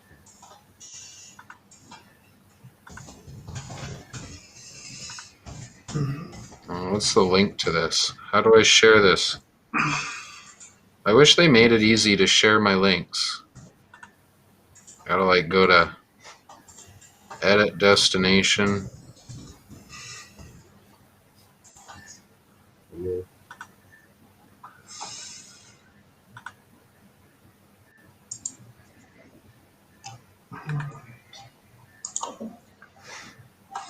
Okay. I'm almost logged in. You must. I was also looking for a good server to make that kind of services to stream to many destinations. And uh, I have found that all those YouTube streams 24 7 days a week are doing that. So not what I was looking for, but something anyways interesting. And I should look for Dookie on Vim, I think. Yeah, I'm. Dookie. No, Okay. Hive Or not. 13, Hive 134220. Bruh. Hive 13. That's the 4320. Hive community DTube, I think. I don't see you. I don't see anything. Wait a moment.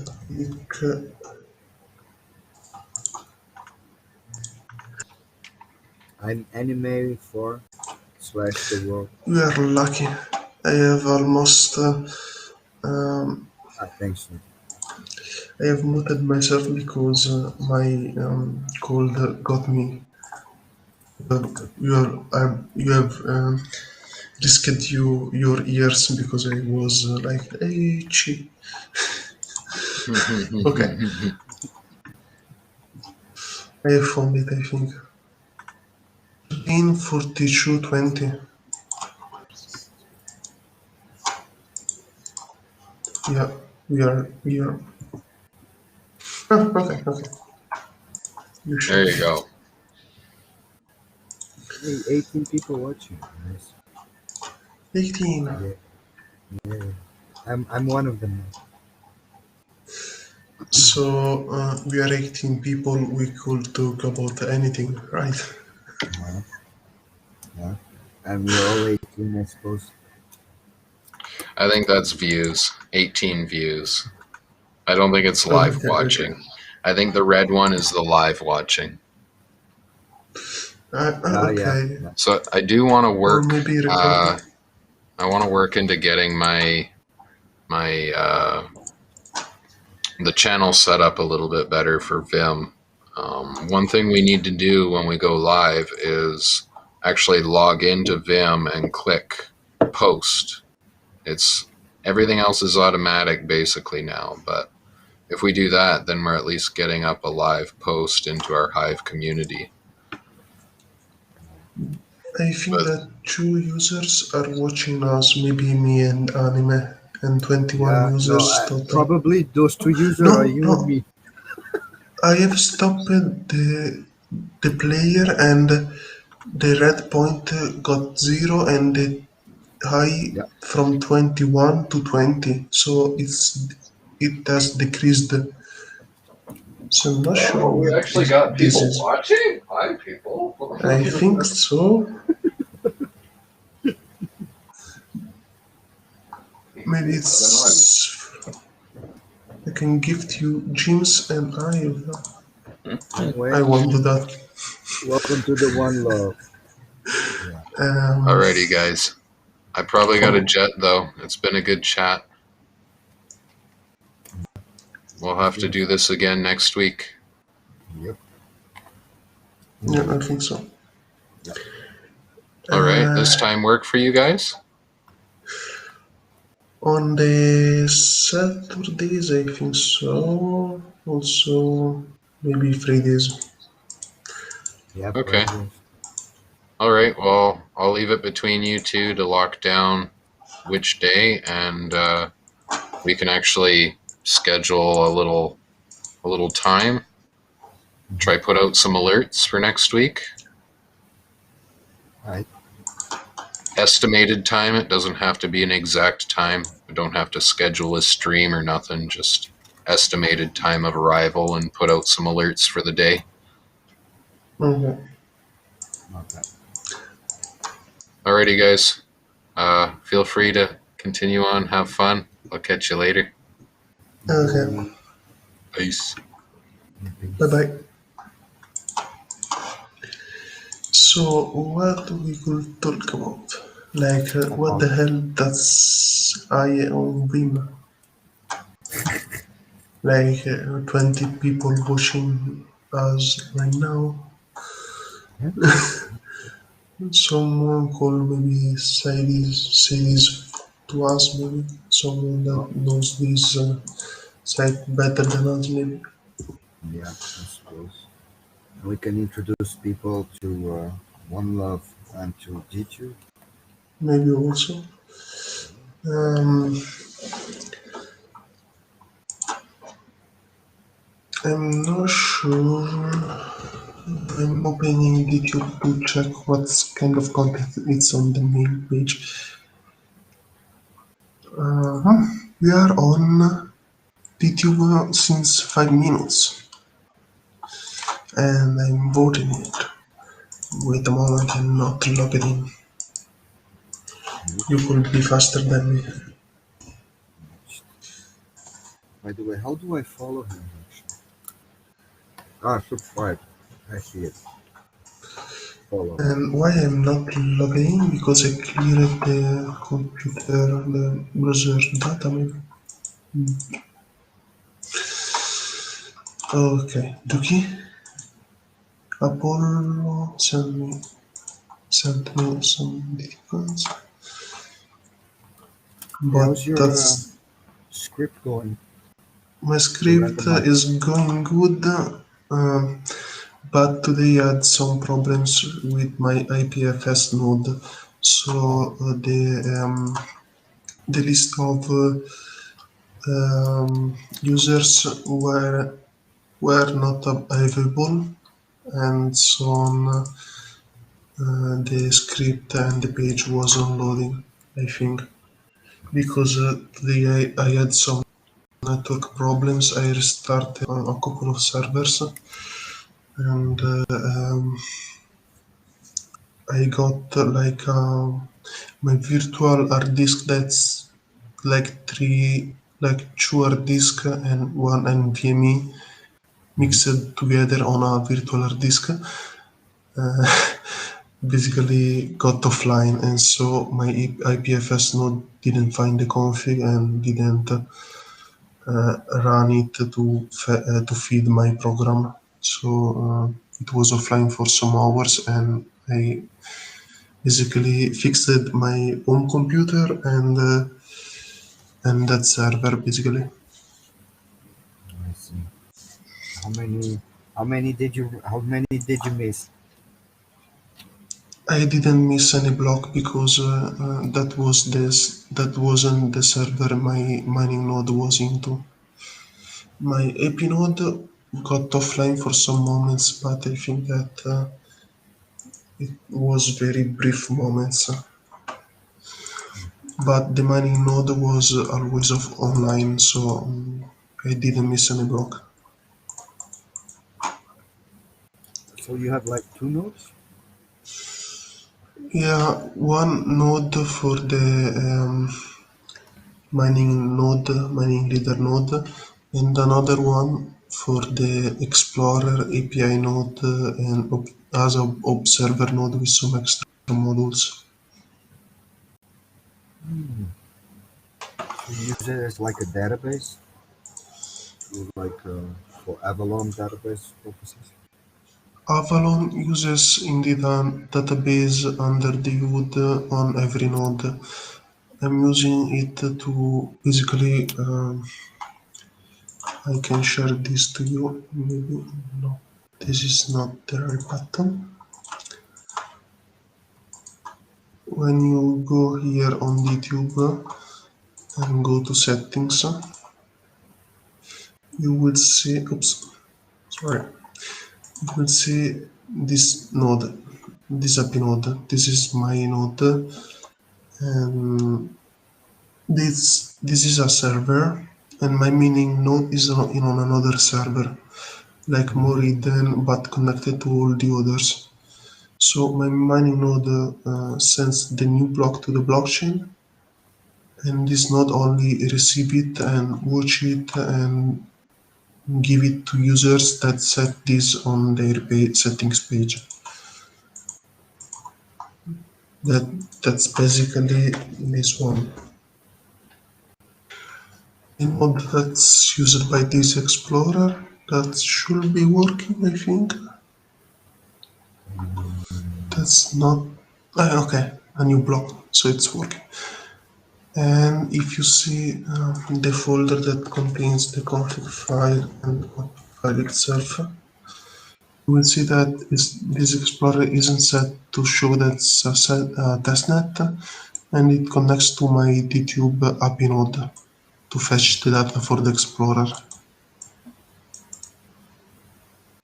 Basically, this is only an observer node that gets the data from the other nodes, and the one that actually makes the blocks is on another machine, another computer, another server.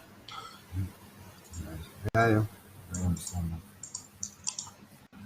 So that's the one that has like the virtual hard drive and stuff.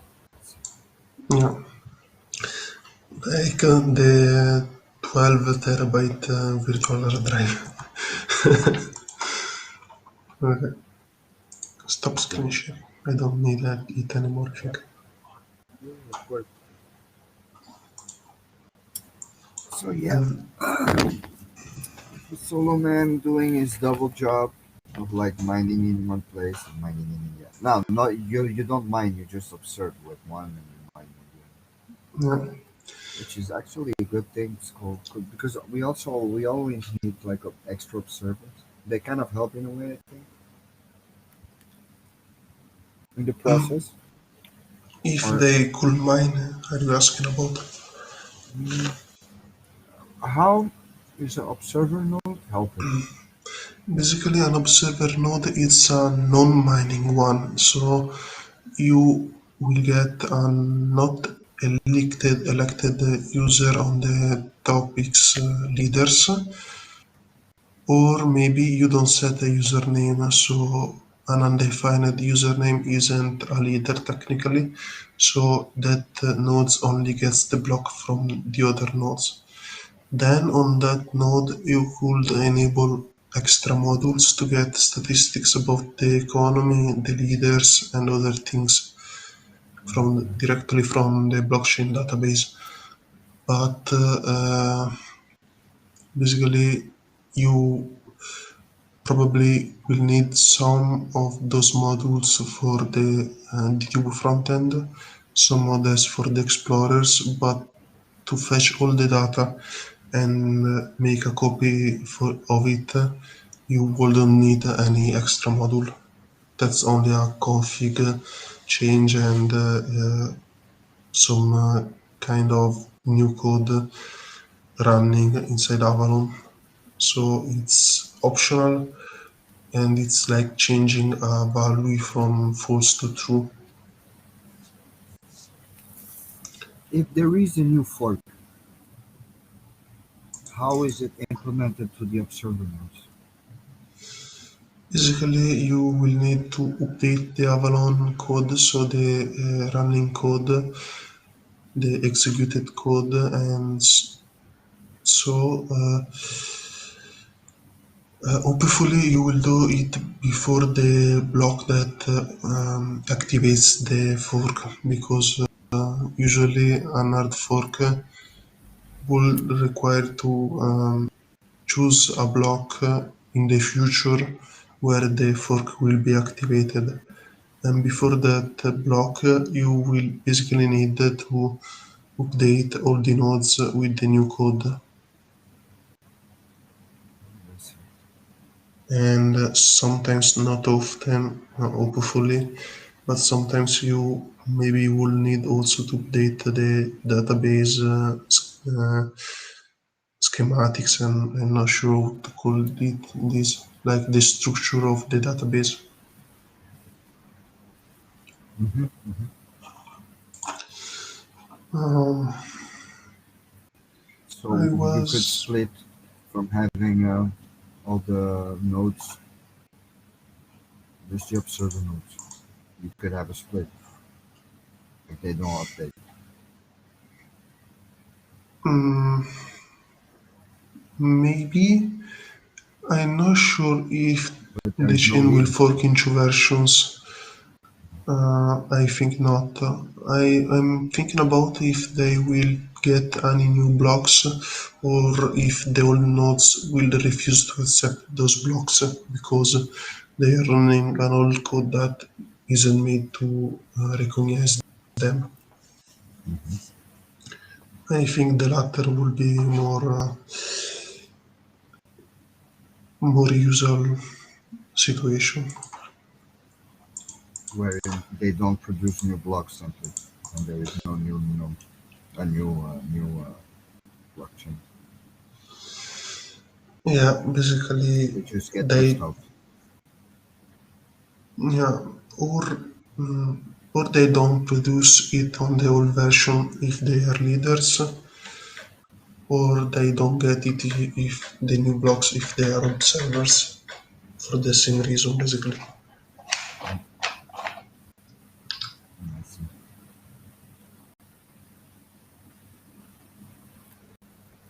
Okay, good to know all of that. It's just good to know that there is no way that the blockchain can be like shut down or in a way. I think And that let's not forget. Sorry. I think that it could be possible, but it should it will basically mean that as we said on the worst case scenario, all the leaders left and the observer node got corrupted, for example, and no one has the chain data. No one left. I mean, that is still there. So Mm. it's kinda possible, but only on a situation where non-technical one on the technical people side will care about it Or can. or can also. Yeah. For example, it costs money to run, I mean, a leader node or an IP node. And if, for example, I was outside of the top leadership, I probably got a server anyways for other things I do. But after some months or some years that I didn't get anything back, maybe I will leave. I don't know. But if I don't get anything back and there is no value on the platform, it means that there isn't users Yeah. because everyone brings some kind of value. But in a way that you cannot no longer like continue making enough value to still keep on the site, even though there's like still people, but not enough. I mean, Mm, there's. I can give you this. I can give you. Imagine we have like a situation with like the DTube Hamburg when we were like doing the conference and everything about DTube, this decentralization, blah blah blah. I think you must know about that. It never took place because of COVID. mm, You didn't know in Germany that they were like back in 2019, if I'm not mistaken, or 18. I think it was 2018. they Was made basically meetings in place. hmm. Imagine for some way all the leaders are in the same place. Anything could happen where all of them decede at the same time. There could be a thing. Maybe like Rarely. A terrorist attack, whatever. Fucking I meteor can I fall on Earth. I hope Everything can happen. I hope But I hope, it wouldn't. yeah. No, Uh, I hope so. I really hope so. It never happens. But but maybe like a hackathon where they try to break the chain or to make it better or to fix the ways it could be broken. So that could be a good way to work on something new or to talk about it. Like I'm thinking about some public events where the people, the geek and the nerds and the technical ones will meet and make something cool, like the 24-hour game jam or something like that. I mean, 24-hour YouTube blockchain needs jam anything right now. Anything is good right now. for Gaming, teaching. vlogging, yeah. Yeah. Especially like popular topics because there is enough vlogging right now. Yeah. it's It's and it's not a enough big gaming thing. for me. It's a very big thing in YouTube right now. I know, but we need gamers. We need how to DTubers, so people Tutorials, that yeah. yeah, tutorials exactly. We need like entertainment, music. A lot of topics, a lot of things to. As a human being, you come on the platform. You're like, okay, let's see what DTube can offer me, and we're like, okay, somebody's talking about one subject, and you see somebody else talking about some other.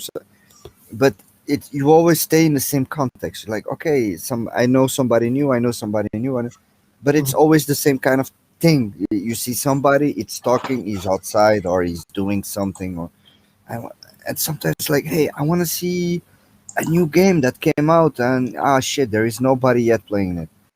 Okay, I'll have to watch it on the other guy, or hey, I want to see a new cool song. That producer is not on YouTube. Fuck, well, I'll have to see the other guy. So that's a big thing right now for me. That I think that if I would have more people on there, I should be more time on YouTube also. But to be honest with you, I really hope not because curating is like such a pain in the ass. It takes so much time.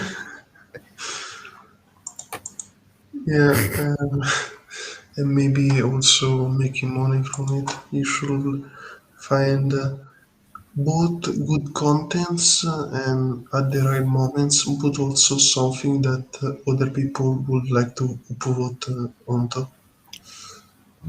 So it's basically a job like you go to YouTube, you find something cool, you check the upload time, you upload it, and then hope that someone else upload it too. I mean, if you don't care too much about the money, you will get used to it and say, "Hey, this is something valuable." If I don't earn anything, I don't care. Basically, they are earning the content creators, and so it's enough for me. But if you thinking about only the money, that's a very important thing, but not the only one. Yeah, Then basically you will get on a sort of bad cycle where you think, hey, who could make more money? Hey, I should look what this. Hey, I did make a decent amount of money or I didn't. So I could upvote again. So it's like something that takes away the fun. It's yeah, something that rewards economically, but if you don't manage it in a good psychological way, it will get away all the fun. yeah. Because basically, people will only come to farm, Yeah. not to like interact or watch other people.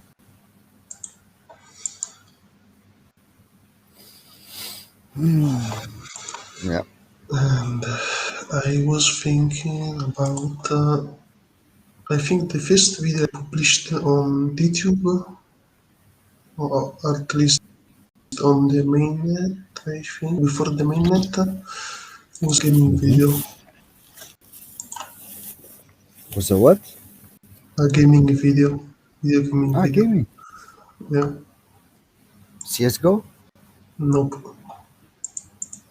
I didn't make any video on CSGO, I think. You don't play? I I think you play played CS:GO.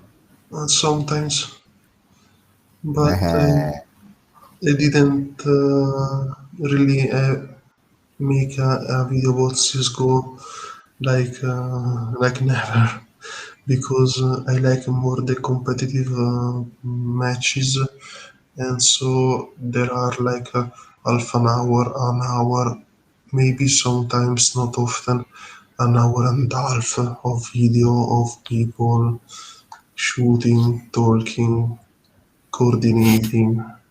To Yeah, edit is like a mess yeah, to yeah, get out. Uh, I made a 20 minutes Warframe video. Warframe the video game. Oh, someone is writing, I think, on, on your side, Share on my Discord. screen. Okay, you're going to share your screen. Okay. Not private So messages, not tickets, but something else, I think. what you want to share to me? Send me a link and I'll go there. About my videos or my projects.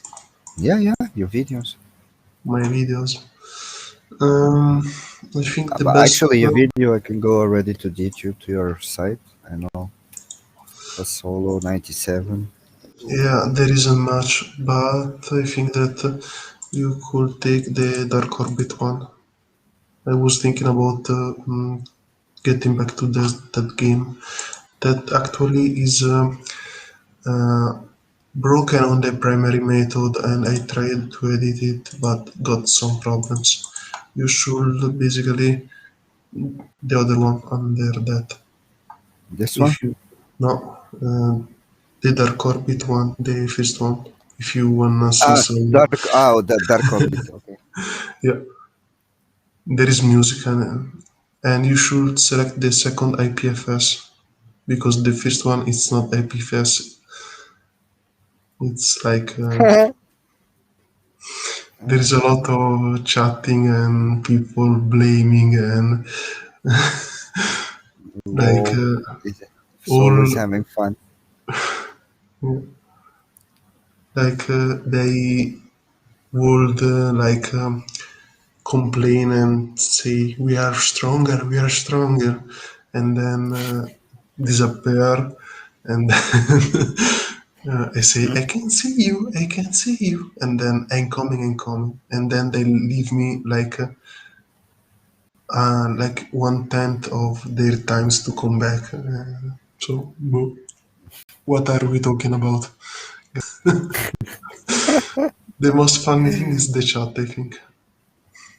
Like lions behind the keyboards. We will fight. Where is your pro? What's you will see it, and I wanna see come do the ball. Lol. Lol. And every time they came to the ball, I love they would yours. basically explode on the space game. It was really fun. Lol. Basically, this game isn't fun itself. It's a lot of grinding and farming. But if you have good friends that play in a good way, because there are also some extremist gamers right there, because there is people that's not playing in a fair way. So there is also something that isn't good to see.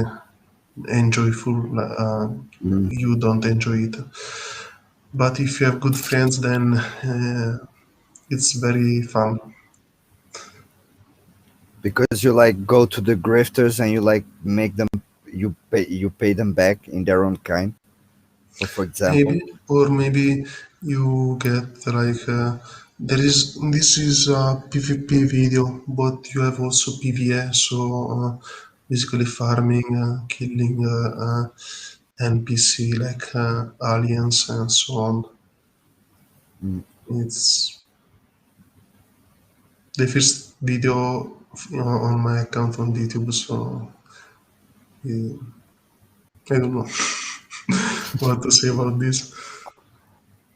Well, it's pretty funny. At least I'm looking into chat. I'll crush yours one by one. I can see your nearby ball.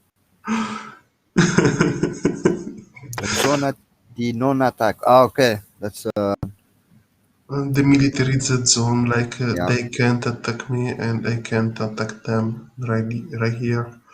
It says It's where you the buy stuff. respawn. Yeah, where you sell stuff and where you respawn basically. Mm. You buy things on a web page basically. It's like a flash game, browser game. So the interface is kinda very old. I see. You have more robots?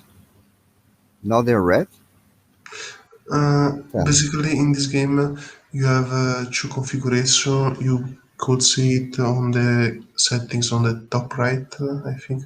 One right now. Sometimes it gets true. Those one that change colors are the UAV.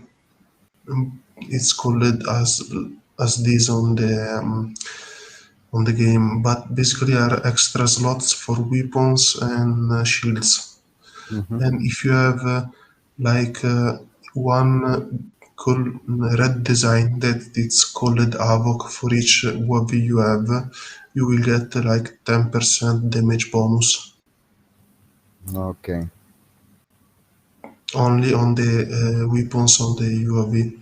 And on the other one, I don't have much weapons. I have more shields on it.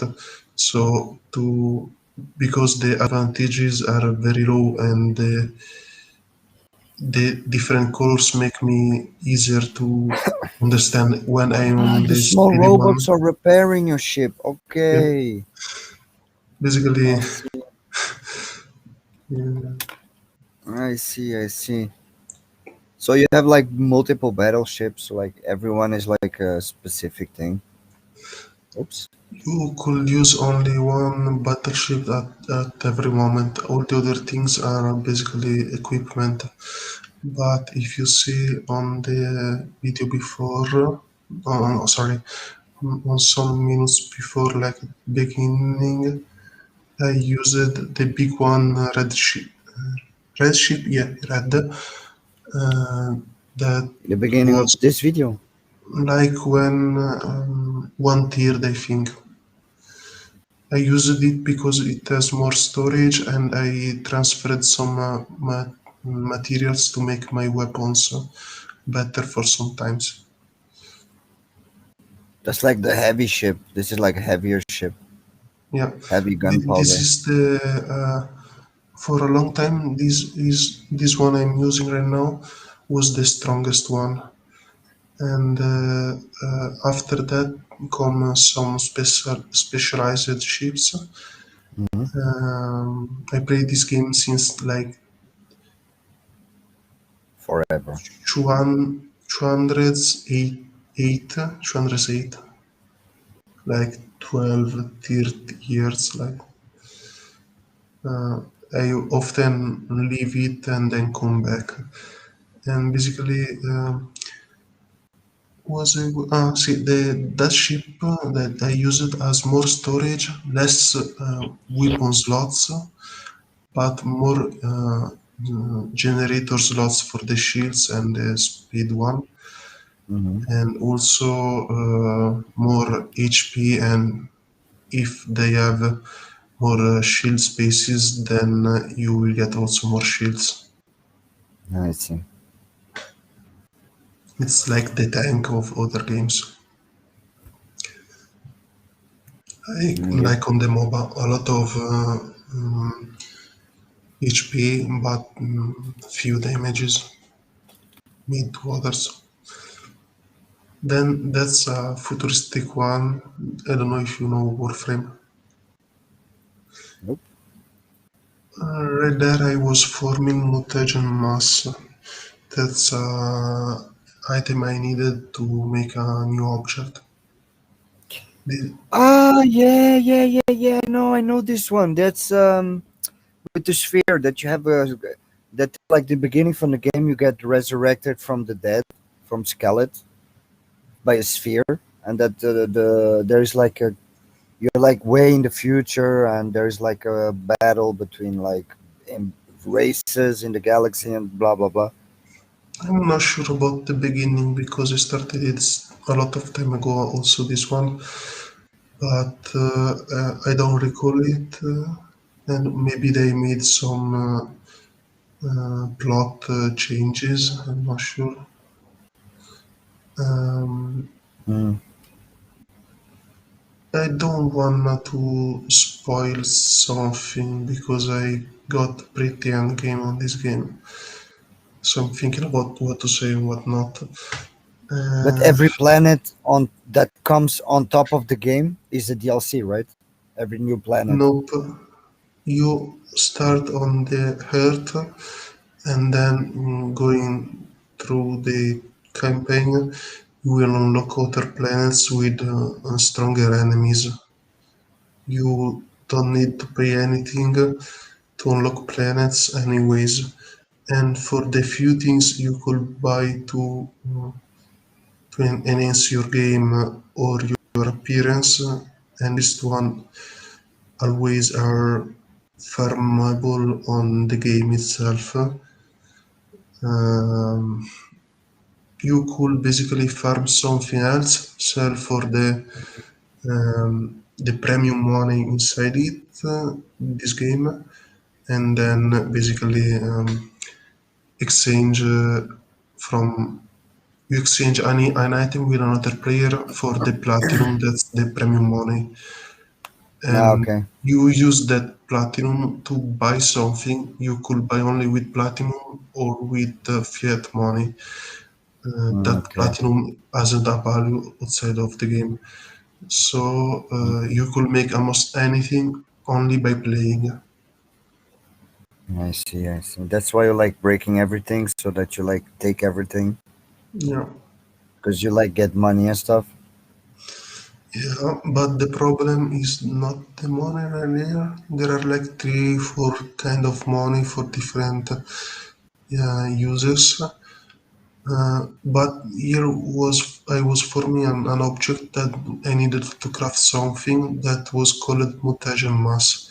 That's dropped by Okay. the boxes, but also the enemies on this map. If you see on the top left, I think there is a Sistema di supporto vitale. Basically, it's life support systems. And when it's empty, basically you will lose almost all your health. And you should escape or make it running again. Um, Okay. if you get like too much time without oxygen and only one hit by an enemy, you basically die and lose the mission. Looks like a zombie. This one are the infected one, I think. It's basically a. I'm trying to not spoil anything, but it's like a biological problem on this game, and there are others kind of enemies on other planets. Like they are Okay. like yeah, basically zombies on the sci-fi space version of this game. They are called. I don't recall what they call them. It's a lot of time that I don't play that game. That's, all right then. For solo, for solo. Yeah. You guess what time it is? Time to shut off the light maybe because Time to it's go to bed. 23 and 37 minutes. But at least I really enjoy doing this. It was for like a very long time that I like. I did like it doing on the DTube server. That's not the thing, but I still prefer one. I don't know. I feel more at ease. Yeah, like more at home Yeah, where you could do something more but not too much, but you feel more relaxed on doing it, I think. yeah, exactly. It's like not professional. It's just like you doing your stuff. Just you Uh, being you. People being people. So, as should we like tell people what we probably would think talk about for the next time? That might people might be interested. mm, I don't really know because I could talk about my program. Yeah, okay. um, we are almost shutting down. Okay. We were talking about if we could make some says what we will talk about on the next time. You are still screen sharing, by the way. Oh, yeah, yeah. Sorry. No problem. Dookie. So Dookie was saying something. Where on the One Your Love? views are still going on YouTube. Your views are Oh, still going. You see from the yeah. restream All right. restream dashboard. Yep. There we go. Your views are And still. there we go. Why you see with direction than me? You got the recent messages under. I got it on the top. I don't know. Maybe because you are the admin. Mm, Ah, because yeah, yeah, yeah, yeah. I do have like, yeah. You are like in guest mode, right? probably. Yeah, yeah. That's right. Uh, ask Dookie. He can give you like the login and the password. He will give you his login because you cannot like make a new account from for Stream.io and connect it to like this one. You have to be or a guest or the host in a way. But there could be like various hosts. Like me and Dookie were the hosts at the same time. So I yeah. think that he talked about me about sorry minimum subscriber number to get the some discount or maybe a free perk so you could use more for Mm. companies maybe not. There was a paid function, you mean? I'm not sure maybe he could say better. Yeah, Basically there was. was something that with 100 subscriber you will get something more like co-hosting. I'm not sure. Oh, okay, okay. Didn't know about that. Display. No, okay. He's talking about. Display or click the slider on the top right and I think select the. that he's saying how to open where. Ah, yeah, yeah, yeah. You see here, you can do this, and the chat would like display here now on the screen, Okay, and then we can like remove it like this. okay. But I think he was also talking about clicking on messages to open the streaming service for the host at least. Ah, to like shut it down. Yeah, yeah. That we need to like end stream. Yeah, no. No, maybe, but I was talking about clicking on a YouTube comment or stream chat to open that YouTube stream, for example. Like this Maybe this to show it, I'm not sure. or like this. Okay, no, basically you are showing it on the screen, okay. Yeah, yeah. But you can. I know there's like a way to you can show the whole chat, but It's showing I also. don't know. Ah, there we go. If you click. Okay, so it will only show the new messages. Okay. Yeah, I see now. There, yeah. Okay, we are still learning this. Yay! It's it's on the right. Yeah, I know, I know. I see it. Don't worry. I also see the big one love heart on top of your messages. It's slow and Discord is broken. Yeah, I suppose so.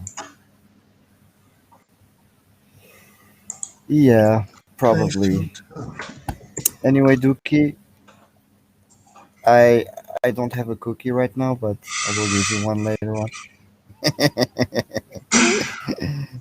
Dookie, man. We love you, dude. You're the best, man. You're the best. Uh, And fuck the rest.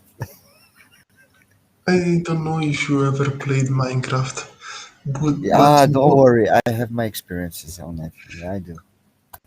do you know that when you install some mods and or do something strange and the game crashes, there is like a message like I don't know what you made that crashed the game and other random stuff, and then says, but on the bright side, I brought a teddy bear to you.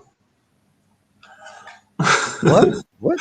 If you read carefully the heading of the crash messages, Yeah.